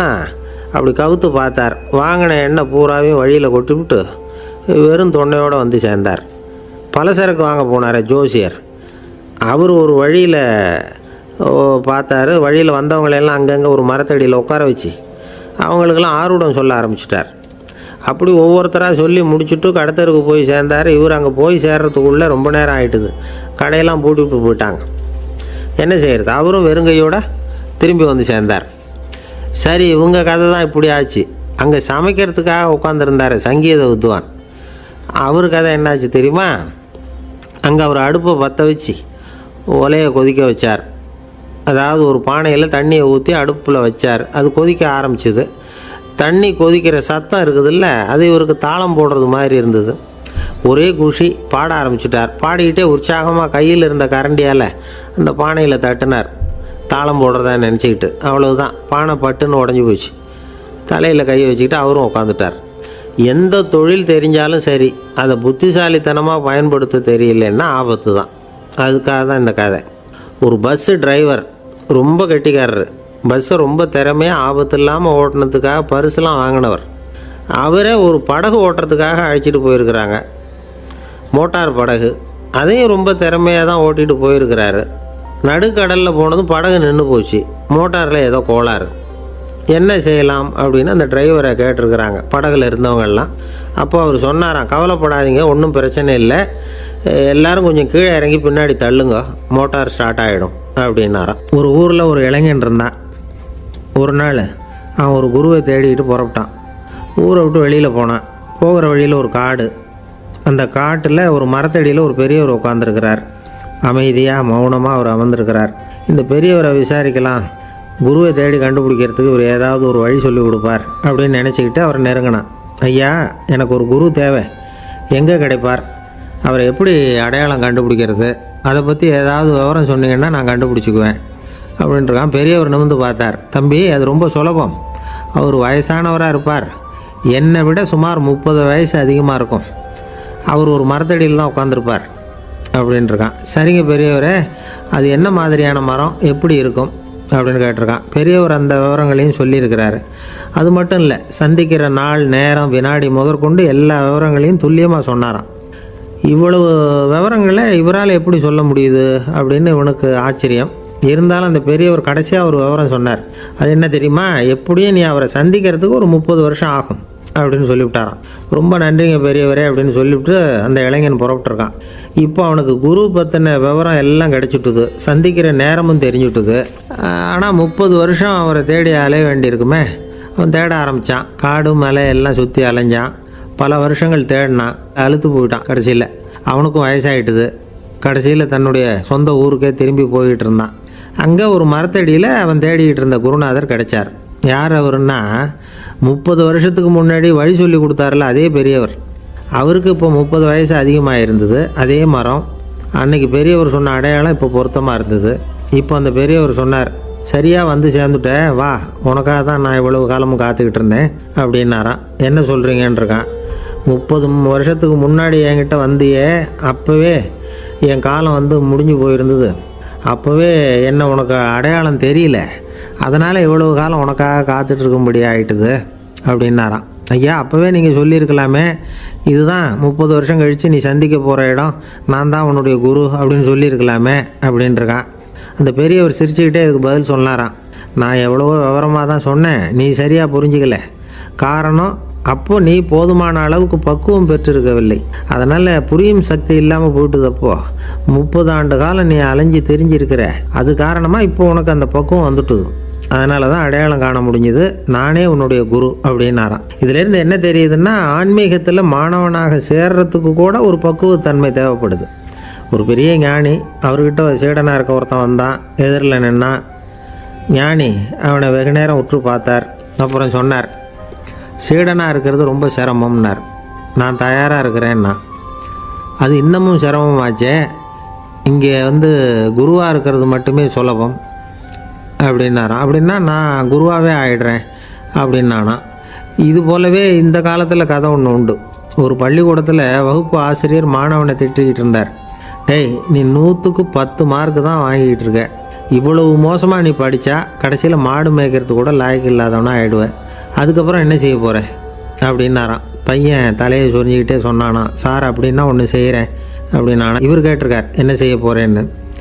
வேறு என்ன சார், உங்களை மாதிரி ஒரு ஆசிரியர் ஆகிடுறேன் அப்படின்னானா. இமயமலை அடிவாரத்தில் ஒரு மடம். அங்கே ஒரு சன்னியாசி இருந்தார். அவர்கிட்ட ஒருத்தர் வந்தார். சுவாமி, ஆசையை உதற நினைக்கிறேன், முடியல, ஒட்டிக்கிட்டே வருது அப்படின்னாராம். இப்படி உட்கார, ஒரு கதை சொல்கிறேன் அப்படின்னு சொல்லி அவர் சொல்ல ஆரம்பித்தாராம். அவர் சொன்ன கதை என்னென்னா, ஒரு ஊரில் ஒரு ஆள் இருந்தான். அவன் பேர் குப்புசாமி. அவங்ககிட்ட எப்பவும் ஒரு பழைய தொப்பி இருக்கும், விடவே மாட்டான். அதனால் அவனை எல்லோரும் தொப்பி சாமி அப்படின்னு தான் கூப்பிடுறது வழக்கம். ஒரு புது தொப்பி வாங்கிக்கப்படாதாப்பா அப்படின்னு நண்பர்கள்லாம் சொல்லி பார்த்தாங்க. பணத்துக்கு எங்கே போவேன் அப்படின்னு விட்டானான். பணம் வச்சுருக்கான், செலவு பண்ண மனசு வரல. மகா கஞ்சன். பழைய பாட்டில்கள்லாம் வாங்கி விற்றுக்கிட்டு இருந்தான். அப்படி ஒரு தடவை பழைய கண்ணாடி சாமான்களை ஏலத்தில் எடுத்தப்போ அதில் ஒரு அருமையான சென்ட்டு பாட்டில் கிடச்சிது. உடனே ஒரு ஐடியா பண்ணான். அந்த சென்ட்டை வந்து சின்ன சின்ன பாட்டில்களில் அடைச்சி ஜன்னல் ஓரமாக அடுக்கி வச்சுட்டான். அதை விற்றா நிறைய பணம் கிடைக்குமே. அதனால் இதுக்கு இடையில் ஒரு நாள் அவன் வந்து அப்படியே உட்காந்துருந்தான். அந்த நேரம் நண்பன் வந்தான். ஏண்டா, உன் பழைய தொப்பியை மாற்றப்படாதா, ஊரில் எல்லோரும் கேலி பேசுகிறாங்களே ஒன்று தொப்பி சாமின்னு அப்படின்னு சொல்லி கேட்டிருக்கான். இந்த சென்ட்டு பாட்டில் விற்றதும் பணம் வரும், அதுக்கப்புறம் பார்க்கலாம் அப்படின்னு நானா. இவன் சரி வா, நீச்சல் குளத்துக்கு போயிட்டு வருவோம் அப்படின்னு கூப்பிட்ருக்கான் நண்பன். 2 பேரும் போனாங்க. அதே நேரம் அந்த ஊர் நீதிபதியும் அங்கே குளிக்க வந்தாராம். அவர்கிட்ட இருந்தது விலை வசந்த ஒரு புது தொப்பி. அதை அங்கே இருந்த ஸ்டாண்டில் மாட்டிவிட்டு குளிக்க போனார். இதுக்கிடையில் குப்புசாமி குளிச்சுட்டு வந்தான். அவனுடைய பழைய தொப்பியை காணலை. அந்த புது தொப்பியை பார்த்தா இது நண்பனுடைய வேலை தான் அப்படிங்கிறதாக புரிஞ்சுக்கிட்டு அதை எடுத்து மாட்டிகிட்டு வந்துட்டான். நீதிபதி குளிச்சுட்டு வந்து பார்க்குறாரு, தொப்பியை காணும். போலீஸில் புகார் கொடுத்தார். அவங்க வந்து தேடினாங்க. ஒரு மூலையில் பழைய தொப்பி கிடச்சிது. அடடா, இது நம்ம குப்புசாமியோட தொப்பி இல்லையா அப்படின்னு நானா ஒருத்தன். உடனே அவன் வீட்டுக்கு தேடிட்டு போயிருக்காங்க. அங்கே போய் பார்த்தா புது தொப்பி அங்கே இருக்குது. உடனே அவனுக்கு 1000 ரூபா அபராதம் போட்டாங்களாம். அவன் பணத்தை கட்டிவிட்டு ரொம்ப எரிச்சலோடு வீட்டுக்கு வந்தான். பழைய தொப்பி கண்ணில் பட்டுது. மறுபடியும் உன்னால் தானே எனக்கு 1000 ரூபா நஷ்டம் அப்படின்னு சொல்லி அதை எடுத்துக்கிட்டு அப்படி போயிருக்கான். அந்த ஊர் குளத்தில் வீசி எரிஞ்சிட்டு வந்துட்டான். அது மீன் பிடிக்கிற ஒருத்தன் கையில் சிக்கிச்சு. அவன் வர்ற வழியில் அதை எடுத்து வேகமாக வீசி எறிஞ்சான். அது நேராக குப்புசாமி வீட்டு ஜன்னல் வழியாக உள்ளே வந்து இந்த சென்ட்டு பாட்டில்கள் மேலே விழுந்து எல்லாம் உடஞ்சி நொறுங்கி போச்சு. குப்புசாமி பார்த்தான், தோட்டத்தில் ஆழமாக ஒரு குழியை வெட்டினான், அந்த தொப்பியை போட்டான், மூடிவிட்டான். இதை அடுத்த வீட்டுக்காரன் பார்த்தான், ஏதோ புதையல் தான் வச்சுருக்கான் போல இருக்குன்னு நினச்சான். போலீஸில் போய் புகார் கொடுத்துட்டான். மறுபடியும் போலீஸ் குழியை தோண்டினாங்க. பழைய தொப்பி மறுபடியும் வெளியில் வந்தது. எல்லோரும் சிரிக்கிறாங்க. அன்னைக்கு ராத்திரியே அந்த தொப்பியை எடுத்துக்கிட்டு நேராக புறப்பட்டான். ஒரு கல்லில் அதை சேர்த்து கட்டி குடிநீர் தொட்டி இருக்கும்ல, அதில் போட்டுட்டு வந்துட்டான். இனிமேல் என்ன பண்ணும் பார்ப்போன்னு. ஒரு நாள் திடீர்னு குழாயெல்லாம் அடைப்பட்டு போச்சு. மாநகராட்சி அலுவலர்கள் வந்து என்னன்னு பார்த்தா அந்த பழைய தொப்பி குழாயை அடைச்சிக்கிட்டு இருக்குது. இது குப்புசாமியோட தொப்பிங்கிறது தான் எல்லாருக்கும் தெரியுமே. உடனே குடிநீரை வந்து பாழாக்கணத்துக்காக குப்புசாமிக்கு கோர்ட்டு 2500 ரூபா அபராதம் போட்டுவிட்டுது. அதையும் கட்டிவிட்டு வெளில வந்தான். கடைசியாக முடிவு பண்ணான், ஒரு நெருப்பு குச்சியை கிழிச்சான், தொப்பியை கொளுத்தினான், எரிஞ்சுது, எடுத்து வெளில எரிஞ்சான். கொஞ்ச நேரத்தில் தீ அணைப்பு படம் வந்துட்டுது. ஆமாம், இவன் எடுத்து எரிஞ்சது வெளியில் விழுந்து வீட்டு கூரையே பற்றிக்கிட்டு எரிய ஆரம்பிச்சுட்டுது. அவனோட பணத்தாசையும் அதோடு சேர்ந்து எரிஞ்சு போச்சான். இப்படி ஒரு கதை. இந்த கதையை சொல்லி முடித்தார் அந்த இமயமலை அடிவாரத்தில் இருந்த சன்னியாசி. இப்போ அந்த குப்புசாமி எங்கே இருக்கிறான்னு கேட்டார் எதிரில் இருந்தவர். இதோ உன் எதிரிலே இருக்கிறான், நான் தான் அந்த குப்புசாமி அப்படின்னாரான் அந்த சன்னியாசி. அந்த குப்புசாமிகிட்ட இருந்தது மாதிரி ஒரு பழைய தொப்பி நம்ம ஒவ்வொருத்தர்கிட்டையும் உண்டு. அதை எப்படி தொலைக்கிறதுன்னு தெரியாமல் தடுமாறிக்கிட்டு இருக்கிறோம். அது என்ன தொப்பிங்கிறீங்களா? அதுதான் நம்மை சூழ்ந்திருக்கிற மாயை அப்படிங்கிறார் சுவாமி சின்மயானந்தர். மெய்ஞானம் கிடைக்கிறப்போ மாயை வந்து எரிஞ்சு போகும் அப்படிங்கிறது அவருடைய கருத்து. நம்மால் ஒருத்தர் வேகமாக ஓடி வந்தார். காலில் மாட்டியிருந்த பழைய செருப்பு ரெண்டையும் ஆவேசமாக தூக்கி ஒரு கிணத்துல போட்டுட்டு வெறுங்காலோடு நடந்து வந்துக்கிட்டு இருக்கிறார். ஏன் அப்படி பண்ணீங்க அப்படின்னு கேட்டோம். அந்த செருப்புக்கு சொந்தக்காரன் வந்து பின்னாடி வந்துக்கிட்டு இருக்கிறான், அதனால் அப்படி பண்ணேன் அப்படிங்கிறார் இவர். காசியில் இருக்கிற கடவுள் காசி விஸ்வநாதர், அங்கே இருக்கிற தேவி காசி விசாலாட்சி. இவங்க 2 பேரும் ஒரு நாள் பேசிக்கிட்டு இருந்தப்போ கடவுள் சொன்னார், இந்த மனிதர்களை நாம் ரொம்பவும் நம்பிக்கையோடு தான் படைச்சிருக்கிறோம், இருந்தாலும் அவங்களுக்கு தான் நம்பிக்கை இல்லை, எதுலேயும் ஒரு உண்மையான நம்பிக்கை இல்லாமல் வாழ்ந்துக்கிட்டு இருக்கிறாங்க அப்படின்னார். என்ன அப்படி சொல்கிறீங்க? அதை பாருங்கள், எவ்வளவு பேர் காசியை தேடிட்டு வந்து கங்கையில் குளிச்சுக்கிட்டு இருக்கிறாங்க, அவங்களெலாம் நம்பிக்கை இல்லைன்னா இவ்வளவு தூரம் தேடிட்டு வந்து இங்கே குளிப்பாங்களா அப்படின்னு நாங்கள் தேவி. சரி, அதை சோதித்து பார்க்கலாம் அப்படின்னு 2 பேரும் முடிவு பண்ணிக்கிட்டாங்க. உடனே ஒரு திட்டம் போட்டாங்க. அது எப்படின்னா, நாம் 2 பேருமே பக்தர்கள் மாதிரி உருவத்தை மாற்றிக்கிட்டு கங்கை கரைக்கு போக வேண்டியது. நான் வந்து கங்கையில் இறங்கி குளிக்கிறேன், கொஞ்ச நேரத்தில் சுழலில் மாட்டிக்கிட்டது மாதிரி நடிக்கிறேன். நீ உடனே கரையிலேருந்து சத்தம் போடும், என்னோடய வீட்டுக்காரரை யாராவது காப்பாற்றுங்களேன்னு சத்தம் போடும். அதோடு இன்னொன்று சொல்லு, யாராவது ஒரு புண்ணிய ஆத்மா அவர்கிட்ட போய் அவருடைய முடியை பிடிச்சி இழுக்கணும், அப்படி ஒரு சாபம் இருக்குது எங்களுக்கு. புண்ணிய ஆத்மா, அதாவது எந்த பாவமும் செய்யாத இல்லாத ஒருத்தர் தான் அவரை காப்பாற்ற முடியும். அப்படிப்பட்டவங்க யாராவது வெள்ளத்தில் குதித்து என்னுடைய கணவரை காப்பாற்றுங்கோ அப்படின்னு நீ சத்தம் போடு, கூச்சல் போடு, என்ன நடக்குதுன்னு பார்க்கலாம் அப்படின்னார் கடவுள். சரின்னு சொல்லி 2 பேருமா சாதாரண பக்தர்கள் மாதிரி கங்கை கரைக்கு வந்து சேர்ந்தாங்க. அவர் இறங்கி குளித்தார். திட்டம் போட்டது மாதிரியே சுழலில் மாட்டிக்கிட்டது மாதிரி கத்துனார். கரையில் இருந்த அந்த அம்மா, ஐயோ என் கணவரை காப்பாற்றுங்களேன், யாராவது காப்பாற்றுங்களேன்னு கத்துனாங்க. பல பேர் ஓடி வந்தாங்க. உடனே இவங்க, பாவம் இல்லாத புண்ணிய ஆத்மா ஒருத்தரால் தான் என்னுடைய கணவர் காப்பாற்றப்படணுங்கிறது விதி, அப்படி ஒரு சாபம் இருக்குது, அதனால் புண்ணிய ஆத்மா யாராவது அவர்கிட்ட போய் அவர் முடியை பிடிச்சி தூக்குனா அவரை காப்பாற்றி கொள்ளலாம் அப்படின்னாங்க. இவங்க இப்படி சொன்னதும் எல்லோரும் திகைச்சு போய் நின்றுட்டாங்க. ஒவ்வொருத்தருக்கும் அவங்க செஞ்ச பாவம்லாம் ஒவ்வொன்றா ஞாபகத்துக்கு வர ஆரம்பிச்சுட்டுது. சரி, இதுக்கு நாம் லாயக்கு இல்லை அப்படின்னு சொல்லி ஒதுங்கி போக ஆரம்பிச்சிட்டாங்க எல்லாம். இந்த சமயத்தில் யாரோ ஒருத்தர் வேகமாக ஓடி வந்தார், ஆற்றுல குதிச்சார். அவர்கிட்ட போனார், முடியை பிடிச்சார், தூக்கினார், அவரை காப்பாற்றி கரைக்கு கொண்டுட்டு வந்துட்டார். அப்படி காப்பாற்றின அந்த ஆளை இவங்க 2 பேரும் தனியாக கூப்பிட்டுக்கிட்டு ஒரு மண்டபத்துக்கு வந்துட்டாங்க. வந்து விசாரிக்கிறாங்க. நீ யாரப்பா அப்படின்னு கேட்குறாங்க. ஏதும் தெரியாத மாதிரி. நான் இந்த ஊர் அன்ன சத்திரத்தில் வேலை செய்கிற ஒரு சமையல்காரன் அப்படிங்கிறார். நீ வந்து கங்கையில் குளிக்கிறது உண்டான்னு கேட்டிருக்காங்க. நான் இந்த ஊர்லேயே தான் இருக்கிறேன், இருந்தாலும் தினமும் கங்கையில் குளிக்கிறது இல்லை, எப்போவாவது ஒரு நாள் அங்கே குளிப்பேன் அப்படின்னார். கங்கையில் மூழ்கி எழுந்திரிச்சா பாவம்லாம் தொலையும்னு சொல்கிறாங்க. அப்படி இருக்கிறப்போ அங்கே இன்றைக்கி கங்கையில் குளிச்சுக்கிட்டு இருக்கிறவங்கெல்லாம் தங்களை வந்து புண்ணிய ஆத்மாவாக நினைக்கல.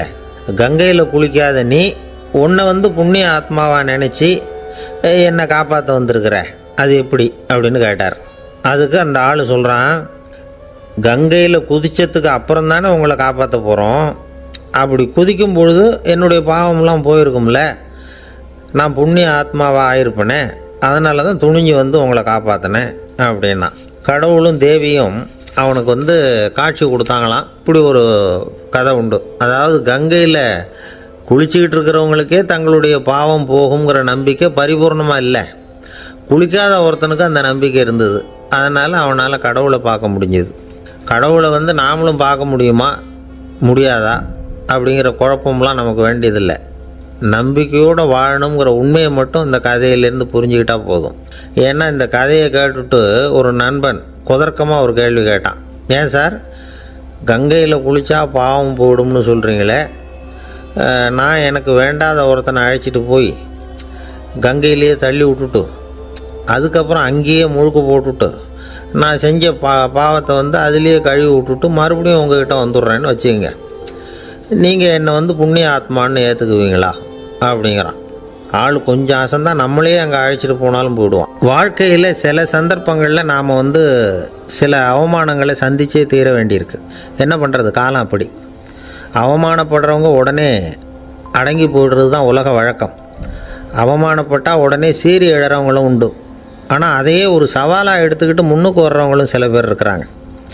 அவங்க ரொம்ப அபூர்வம். இன்றைக்கி மனோதத்துவ நிபுணர்கள்லாம் என்ன சொல்கிறாங்க தெரியுமா, அவமானப்பட்டுட்டா உடனே அடங்கி போயிடக்கூடாதான். அதையே ஒரு சவாலாக எடுத்துக்கிட்டு மனசில் ஒரு வைராக்கியத்தோடு முயற்சி பண்ணினா வாழ்க்கையில் எல்லாரும் முன்னேறலாமா. அவமானங்கிறத நாம் வந்து வைராக்கியமாக மாற்றிக்கணும். அதுதான் வெற்றிக்கு வழி. ராமர் வந்து இந்த பூமியில் பிறந்ததே ஒரு வைராக்கியத்தினால தான் சார் அப்படின்னார் ஒருத்தர். எப்படிங்க அது அப்படின்னு கேட்டேன். அவர் சொன்னார், தசரதருக்கு ராமர் வந்து குழந்தையாக வந்து பிறக்கணும், அப்போ தான் இங்கே இருக்கிற கஷ்டங்கள்லாம் நீங்கும் அப்படின்னு சர்வ லோகமும் எதிர்பார்த்துக்கிட்டு இருக்குது. ஆனால் அவர் எப்போ வந்து பிறப்பார் அப்படின்னு யாருக்கும் தெரியல. அந்த காரியம் சீக்கிரம் நடக்கணுமே, அதுக்கு என்ன பண்ணுறது. நாரதர் வந்தார் ஒரு நாள் தசரதரை தேடி. தசரதா, உனக்கு ஒரு செய்தி தெரியுமான்னு ஆரம்பித்தார். அவர் எப்பவும் இப்படித்தானே ஆரம்பிக்கிறது வழக்கம். என்ன விஷயம்னு கேட்டார் தசரதர். தசரதா, நீ அடிக்கடி உன்னோட தேரில் ஏறிக்கிட்டு தேவலோகத்துக்கு போகிற, அங்கே போகிற வர்ற எல்லாம் பண்ணிகிட்ருக்க, எல்லாம் சரி. தேவலோகத்துலேயும் உன்னை நல்லபடியாக தான் வரவேற்கிறாங்க. தேவேந்திரன் உன்னை பிரியமாக அழைச்சிட்டு போய் தன்னுடைய அரியாசனத்திலேயே தனக்கு பக்கத்திலேயே உட்கார வைக்கிறான். நீயும் சந்தோஷமாக உட்காந்து பேசிவிட்டு வந்துடுற. ஆனால் நீ இங்கே வந்ததுக்கு அப்புறம் அங்கே என்ன நடக்குது தெரியுமா உனக்கு அப்படின்னாரான் நாரதர். என்ன நடக்குது எனக்கு ஒன்றும் தெரியலையே அப்படின்னாரான் தசரதர். நாரதர்கிட்ட வந்து கிட்டத்தில் வந்து கேட்டிருக்கார், கொஞ்சம் சொல்லுங்கள் என்னது அப்படின்னு. அவர் நெருங்கி வந்தாரான் நாரதரும். மெதுவாக அவர் காதோட காதாக சொன்னாராம். அதாவது நம்ம பாஷையில் சொல்லப்போனால் பற்ற வைக்கிறார். நீ அங்கே தேவேந்திரங்கிட்ட உட்காந்து பேசிவிட்டு வந்த பிறகு நீ அங்கே உட்காந்துருந்த அரியாசனத்தை தண்ணி ஊற்றி கழுவி சுத்தப்படுத்துகிறாங்க. நீ என்ன அந்த அளவுக்கு சுத்தம் இல்லாத ஆளா, தினம் குளிக்காமையாக இருக்கிற அப்படின்னாராம். தசரதருக்கு இது ரொம்ப அவமானமாக போயிட்டுது. அப்படியே செய்கிறாங்க அப்படின்னாராம். ஆமாம், நீ வேணும்னா நான் சொல்கிறது உண்மையாக இல்லையா அப்படின்னு சோதனை பண்ணி பார்த்துக்கோ அப்படின்னாரான் நாரதர். உடனே தசரதர் இதுக்காகவே புறப்பட்டு தேவலோகம் போனார். அங்கே வழக்கம் போலவே இவரை கூப்பிட்டு உட்கார வச்சு பேசிக்கிட்டு இருந்தான் தேவேந்திரன். கொஞ்ச நேரம் பேசிக்கிட்டு இருந்துட்டு சரி நான் கிளம்புறேன்னு புறப்பட்டார். சரி, அவனும் வாசல் வரைக்கும் வந்து வழி அனுப்பி வச்சுட்டு உள்ளே போயிட்டான். தசரதர் வெளியில் கொஞ்சம் நேரம் மறைஞ்சி இருந்துட்டு மெதுவாக உள்ளே எட்டி பார்த்தார் என்ன நடக்குதுன்னு.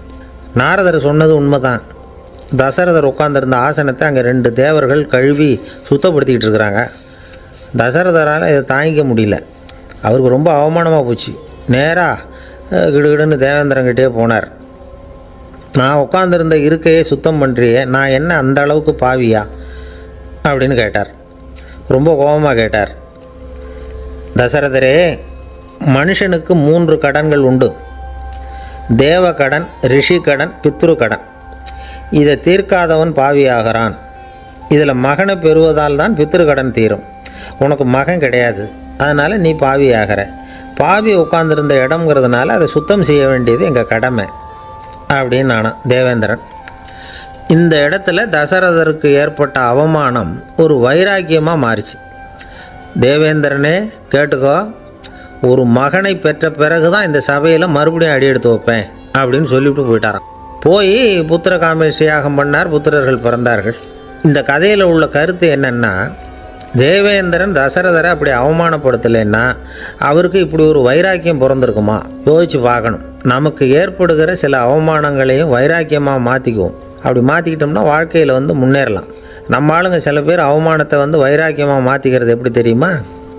நம்மக்கிட்ட ஒரு பையன் சொன்னான், எங்கள் அப்பா என்னை எல்லாருக்கும் முன்னாடி வச்சு திட்டிவிட்டார், பொறுப்பு இல்லாமல் ஊர் சுற்றுறேன்னு சொல்லி அவமானப்படுத்தி விட்டார். இனிமேல் நீ என் முகத்திலேயே முழிக்காதரா போடான்னு வேற சொல்லிவிட்டார். எனக்கு ரோஷம் வந்துட்டுது. அந்த அவமானத்தை வைராக்கியமாக மாற்றிக்கிட்டேன். அன்னையிலேருந்து அவர் முகத்திலேயே முழிக்கிறது இல்லை அப்படின்னா. அப்படியான்னு கேட்டோம். ஆமாங்க, அவர் வீட்டில் இல்லாத நேரமாக பார்த்து உள்ள சமையல் கட்டுக்கு போய் சாப்பிட்டுட்டு நைஸாக வெளியில் வந்துடுவேன் அப்படிங்கிறான் அவன். ஜவஹர்லால் நேரு பிரதமராக இருந்த சமயம் அவர் ஒரு தடவை சென்னைக்கு வந்திருக்கிறார். இங்கே சில முக்கிய நிகழ்ச்சிகளில் கலந்துக்கிறதுக்காக வந்திருந்தார்.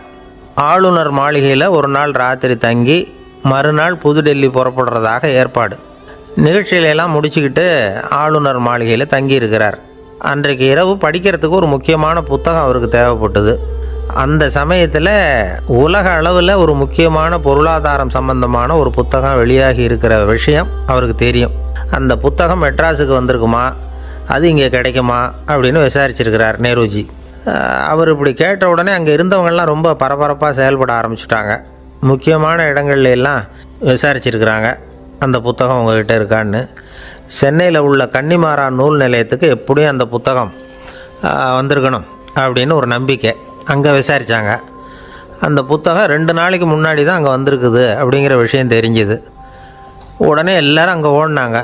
அவங்களுக்கு இன்னொரு சந்தேகம், புத்தகம் வந்திருக்கு சரி, அது இந்த சமயத்தில் வேறு யாரும் படிக்கிறதுக்கு எடுத்துகிட்டு போயிருக்கக்கூடாதே அப்படிங்கிற சந்தேகம் இருந்தாலும் மனசுக்குள்ளே ஒரு தைரியம். இப்படி ஒரு புத்தகம் வெளிவந்திருக்கிற விஷயமே நேருஜி சொல்லி தான் நமக்கே தெரியும். அதுவும் இல்லாமல் உலக பொருளாதாரம் சம்பந்தமான ஏதோ ஒரு புத்தகம் அது. அதை போய் இந்த நேரத்தில் அவ்வளவு ஆர்வமாக யார் எடுத்துகிட்டு போயிட போகிறாங்க அப்படிங்கிற தைரியம். இந்த தைரியத்தோடு அந்த நூல் நிலையத்துக்கு ஓடினாங்க. புத்தகத்தை தேடினா அது கிடைக்கல, யாரோ எடுத்துகிட்டு போயிருக்கிறாங்க. நேருவுக்கு மட்டுமே தெரிஞ்சிருந்த அந்த புத்தகம் பற்றின விஷயம் சென்னையில் வேற ஒருத்தருக்கும் தெரிஞ்சிருக்குது. உடனே எல்லாரும் பரபரப்பாக அந்த அதுக்குன்னு இருக்கிற ரிஜிஸ்டர் இருக்குல்ல, பதிவேடு, அதை புரட்டி பார்க்குறாங்க யார் எடுத்துகிட்டு போகிறாங்கன்னு தெரிஞ்சுக்கிறதுக்காக. எடுத்துகிட்டு போனவங்க அதில் கையெழுத்து போட்டிருப்பாங்கல்ல, அதை பார்த்து யாருன்னு தெரிஞ்சுக்கலாம் அப்படிங்கிறதுக்காக தான் அதை புரட்டுறாங்க. அதோ அந்த புத்தகத்தோட பேர் பக்கத்தில் அதை எடுத்துக்கிட்டு போனவங்க கையெழுத்து உத்து பார்க்குறாங்க எல்லாரும். அதில் போட்டிருக்குது பேர் CN அண்ணாதுரை அப்படின்னு எழுதியிருந்தது. அவர் தான் பேரறிஞர் அண்ணா. நேரு படிக்க விரும்பின ஒரு புத்தகத்தை அதே நேரம் படிக்க விரும்பின இன்னொரு தலைவர் இவர். படிக்கிறதுல அவருக்கு இருந்த ஆர்வத்தை நாம் தெரிஞ்சுக்கணும்னா அதுக்கு எவ்வளவோ சம்பவங்கள் இருக்குது. கடைசி காலத்தில் அவர் அடையாறு மருத்துவமனையில் படுத்திருக்கிறார். அவருக்கு ஒரு முக்கியமான அறுவை சிகிச்சை செய்ய வேண்டியிருக்குது அவசரமாக. அமெரிக்காவிலேருந்து டாக்டர் மில்லர் வந்திருக்கிறார். அவர்கிட்ட கேட்குறார், டாக்டர் நாளைக்கே அறுவை சிகிச்சை செய்ய போகிறீங்களா அப்படின்னு. ஆமாங்கிறார் டாக்டர் மில்லர். நாளைக்கு மறுநாள் செஞ்சுக்கிறேனே அப்படின்னாரான் அண்ணா. ஏன் ஏதாவது நாள் பார்க்குறீங்களான்னு கேட்டிருக்கார். இல்லை, ஒரு புத்தகத்தை படிச்சுக்கிட்டு இருக்கிறேன், அதை நாளைக்குள்ளே முடிச்சிருவேன், அதுக்கப்புறம் நான் இறந்தாலும் கவலை இல்லை அப்படின்னாரான் இவர். அவர் தான் அறிஞர் அண்ணா. சங்ககால நூல்கள்லேருந்து சமீபத்தில் வந்த நூல்கள் வரைக்கும் எல்லாம் அவர் படிச்சிருக்கிறார். ஒரு திருமண விழாவில் அவர் பேசும்பொழுது சொன்ன விஷயம் இது. சங்க காலத்தில் காதலியை மணக்க விரும்புகிறவனுக்கு அவனுடைய தந்தை வீர சோதனைகள்லாம் வைப்பார். போய் புலிப்பல் கொண்டுக்கிட்டு வா, அப்போ தான் என் பொண்ணை கொடுப்பேன் அப்படின்னு சொல்லுவார். காதலன் உடனே காட்டுக்கு போவான், ஒரு புலியை கொன்று அதனுடைய பல்லை கொண்டுக்கிட்டு வருவான். அதை வீர பதக்கத்தில் பதிச்சு அவனுக்கு மாமனார் சூட்டுவார் கல்யாண சமயத்தில். இப்போலாம் காதலன் கிட்ட அப்படி சொல்ல முடியாது. இப்போலாம் காதலன்கிட்ட காட்டுக்கு போய் புலிப்பல் கொண்டுக்கிட்டு வான்னு யாராவது சொன்னால் புலி தான் மாப்பிள்ளையாக வந்து சேரும் அப்படின்னார். ஒரு கடைக்கு போனேன், 5 ரூபா பணத்தை எடுத்து கொடுத்தேன். ஒரு தினசரி பத்திரிகையை கேட்டேன். அவர் உடனே அங்கே அடுக்கி வச்சுருந்த பத்திரிகையில் ஒன்று எடுத்து என் கையில் கொடுத்தார். வாங்கிக்கிட்டேன். மீதி பணத்தை எடுத்தார். அதையும் என் கையில் கொடுக்கணும்ல, கொடுக்கல. எதிரில் இருந்த பலகையில் வச்சு எடுத்துக்க சொன்னார். எப்பவும் அவர் அப்படி தான் பண்ணுவார். நானும் எடுத்துக்கிட்டு வந்துடுவேன். இவர் ஏன் இப்படி பண்ணுறாருங்கிறது எனக்கு ரொம்ப நாளாக ஒரு சந்தேகம். ஒரு நாள் அவர்கிட்டயே இதை கேட்டுவிட்டேன். ஏங்க, நீங்கள் உங்கள் கடைக்கு வந்து பொருள்கள் வாங்குறவங்களுக்கு நீங்கள் பாக்கி சில்லறையை கொடுக்குறப்போ பலகையில் வச்சு விட்றீங்க, கையில் கொடுக்க மாட்டேங்கிறீங்களே, ஏன் அப்படின்னு கேட்டேன். காசை கையில் கொடுத்தா நம்மக்கிட்ட இருக்கிற லட்சுமி போயிடுவா சார் அப்படின்னார். அதாவது பணம் செலவாயிடும் அப்படின்னு அர்த்தமா. இன்னொரு நண்பர், அவர் ஒரு நாள் வழக்கத்துக்கு மாறாக ரொம்ப சோகமாக உட்காந்துருக்கிறார். ஏங்க என்னாச்சு, ஏன் இப்படி கப்பலே கவிழ்ந்தது மாதிரி உட்காந்துருக்குறீங்க அப்படின்னு கேட்டேன். கப்பலே கவிழ்ந்திருந்தா கூட நான் இப்படி கவலைப்பட மாட்டேன் சார், வேறு ஒன்று நடந்து போச்சுன்னார். என்னன்னு கேட்டேன். என் உச்சந்தலையில் பல்லி ஒன்று விழுந்துட்டுதுன்னார். அதுக்காகவா இப்படி அப்படின்னு ஆச்சரியப்பட்டேன். ஆமாங்க, பல்லி உச்சந்தலையில் விழுந்தால் பலன் என்னன்னு பஞ்சாங்கத்தில் பார்த்தேன், மரணம்னு போட்டிருக்கு அப்படின்னு சொல்லிவிட்டு அவர் தொடர்ந்து கவலைப்பட ஆரம்பிச்சிட்டார். இப்படியும் ஒருத்தர், என் கூட வேலை பார்க்குற ஒருத்தர் எப்படி தெரியுமா, தினமும் வலது காலை வச்சு தான் ஆஃபீஸுக்கு உள்ளே நுழைவார். என்னைக்காவது தவறுதலாக இடது காலை வச்சு உள்ளே வந்துட்டார்னா அன்னைக்கு பூரா மனசு சங்கடப்படுவார். எந்த வேலையும் சரியாக ஓடாது. கேரம் போர்டு ஆடுற ஒருத்தர் எப்போ ஆட உட்காந்தாலும் ஸ்ட்ரைக்கரை கை தவறி கீழே விழுற மாதிரி பண்ணி அதுக்கப்புறம் அதை எடுத்துக்கிட்டு ஆட உட்காருவார். ஏன்னா எப்போது ஒரு தடவை நிஜமாகவே அது வந்து கை தவறி கீழே விழுந்திருக்குது. அன்னைக்கு பிரமாதமாக ஜெயிச்சுட்டார். உடனே ஒரு முடிவுக்கு வந்துட்டார், கை தவறுனா லாபம் அப்படின்னு. அதுக்கப்புறம் அதையே பழக்கமாக்கிக்கிட்டார். பூனை குறுக்க போனால் சகனம் சரியில்லைன்னு நினைக்கிறவங்க உண்டு. ஆனால் ஒருத்தர் எப்படி தெரியுமா, அவர் வெளியில் கிளம்புற சமயம் பக்கத்து வீட்டு ரேடியோவில் மியாவ் மியாவ் பூனை குட்டின்னு பாட்டு சத்தம் கேட்டால் கூட போதும், சகனம் சரியில்லைன்னு பிரயாணத்தை கேன்சல் பண்ணிவிடுவார். இப்போ இவ்வளவும் எதுக்கு சொல்கிறோம்னா, அளவுக்கு மீறின சகுன நம்பிக்கைகள் இருக்குது பாருங்கள், இதோட பயமும் சேர்ந்துக்கிட்டதுன்னு வச்சுக்கோங்க, இது ஒருத்தருடைய மனநிலையை பாதிச்சிடும். இது வந்து உளவியல் நிபுணர்கள் சொல்கிற கருத்து. வாழ்க்கையே தடுமாற வச்சிரும். பாதுகாப்பு இல்லாத உணர்வு, ஒரு விதமான டிப்ரெஷன் மனநிலை, இதெல்லாம் தான் இதுக்கு காரணமாக அமையலாம். சில பேர் காய்கறி நறுக்க கத்தியை கையில் எடுத்தால் கூட நேரம் சரியாக இருக்கா அப்படின்னு பார்த்துட்டு தான் வேலையை ஆரம்பிக்கிறது வழக்கம். அறிவு தான் மனசுக்கு வாத்தியாராக இருக்கணும், அப்போ தான் வாழ்க்கை வந்து நிம்மதியாக இருக்கும். அறிவு வந்து மனசு சொல்கிறபடியெல்லாம் கேட்க ஆரம்பிச்சுட்டுதுன்னா இடைஞ்சல் தான். ஒருத்தருக்கு 7ஆம் நம்பர் தான் ராசியான நம்பரான். 7ஆம் தேதி தான் எந்த காரியத்தையும் ஆரம்பிப்பாராம். 7 எழுத்து வர்றது மாதிரி பேரை மாற்றி வச்சுக்கிட்டார். 7 மணிக்கு தான் தினமும் எழுந்திருப்பார். 7ஆம் நம்பர் வீட்டில் தான் குடியிருக்கார். கல்யாணம் கூட 7ஆம் தேதி தான் பண்ணிக்கிட்டார். அவர் ஒரு நாள் குதிரை பந்தயத்துக்கு போனாராம். குதிரையோட பேரையெல்லாம் பார்த்தார். ஒரு குதிரையோட பேர் 7 எழுத்தில் அமைஞ்சிருந்தது.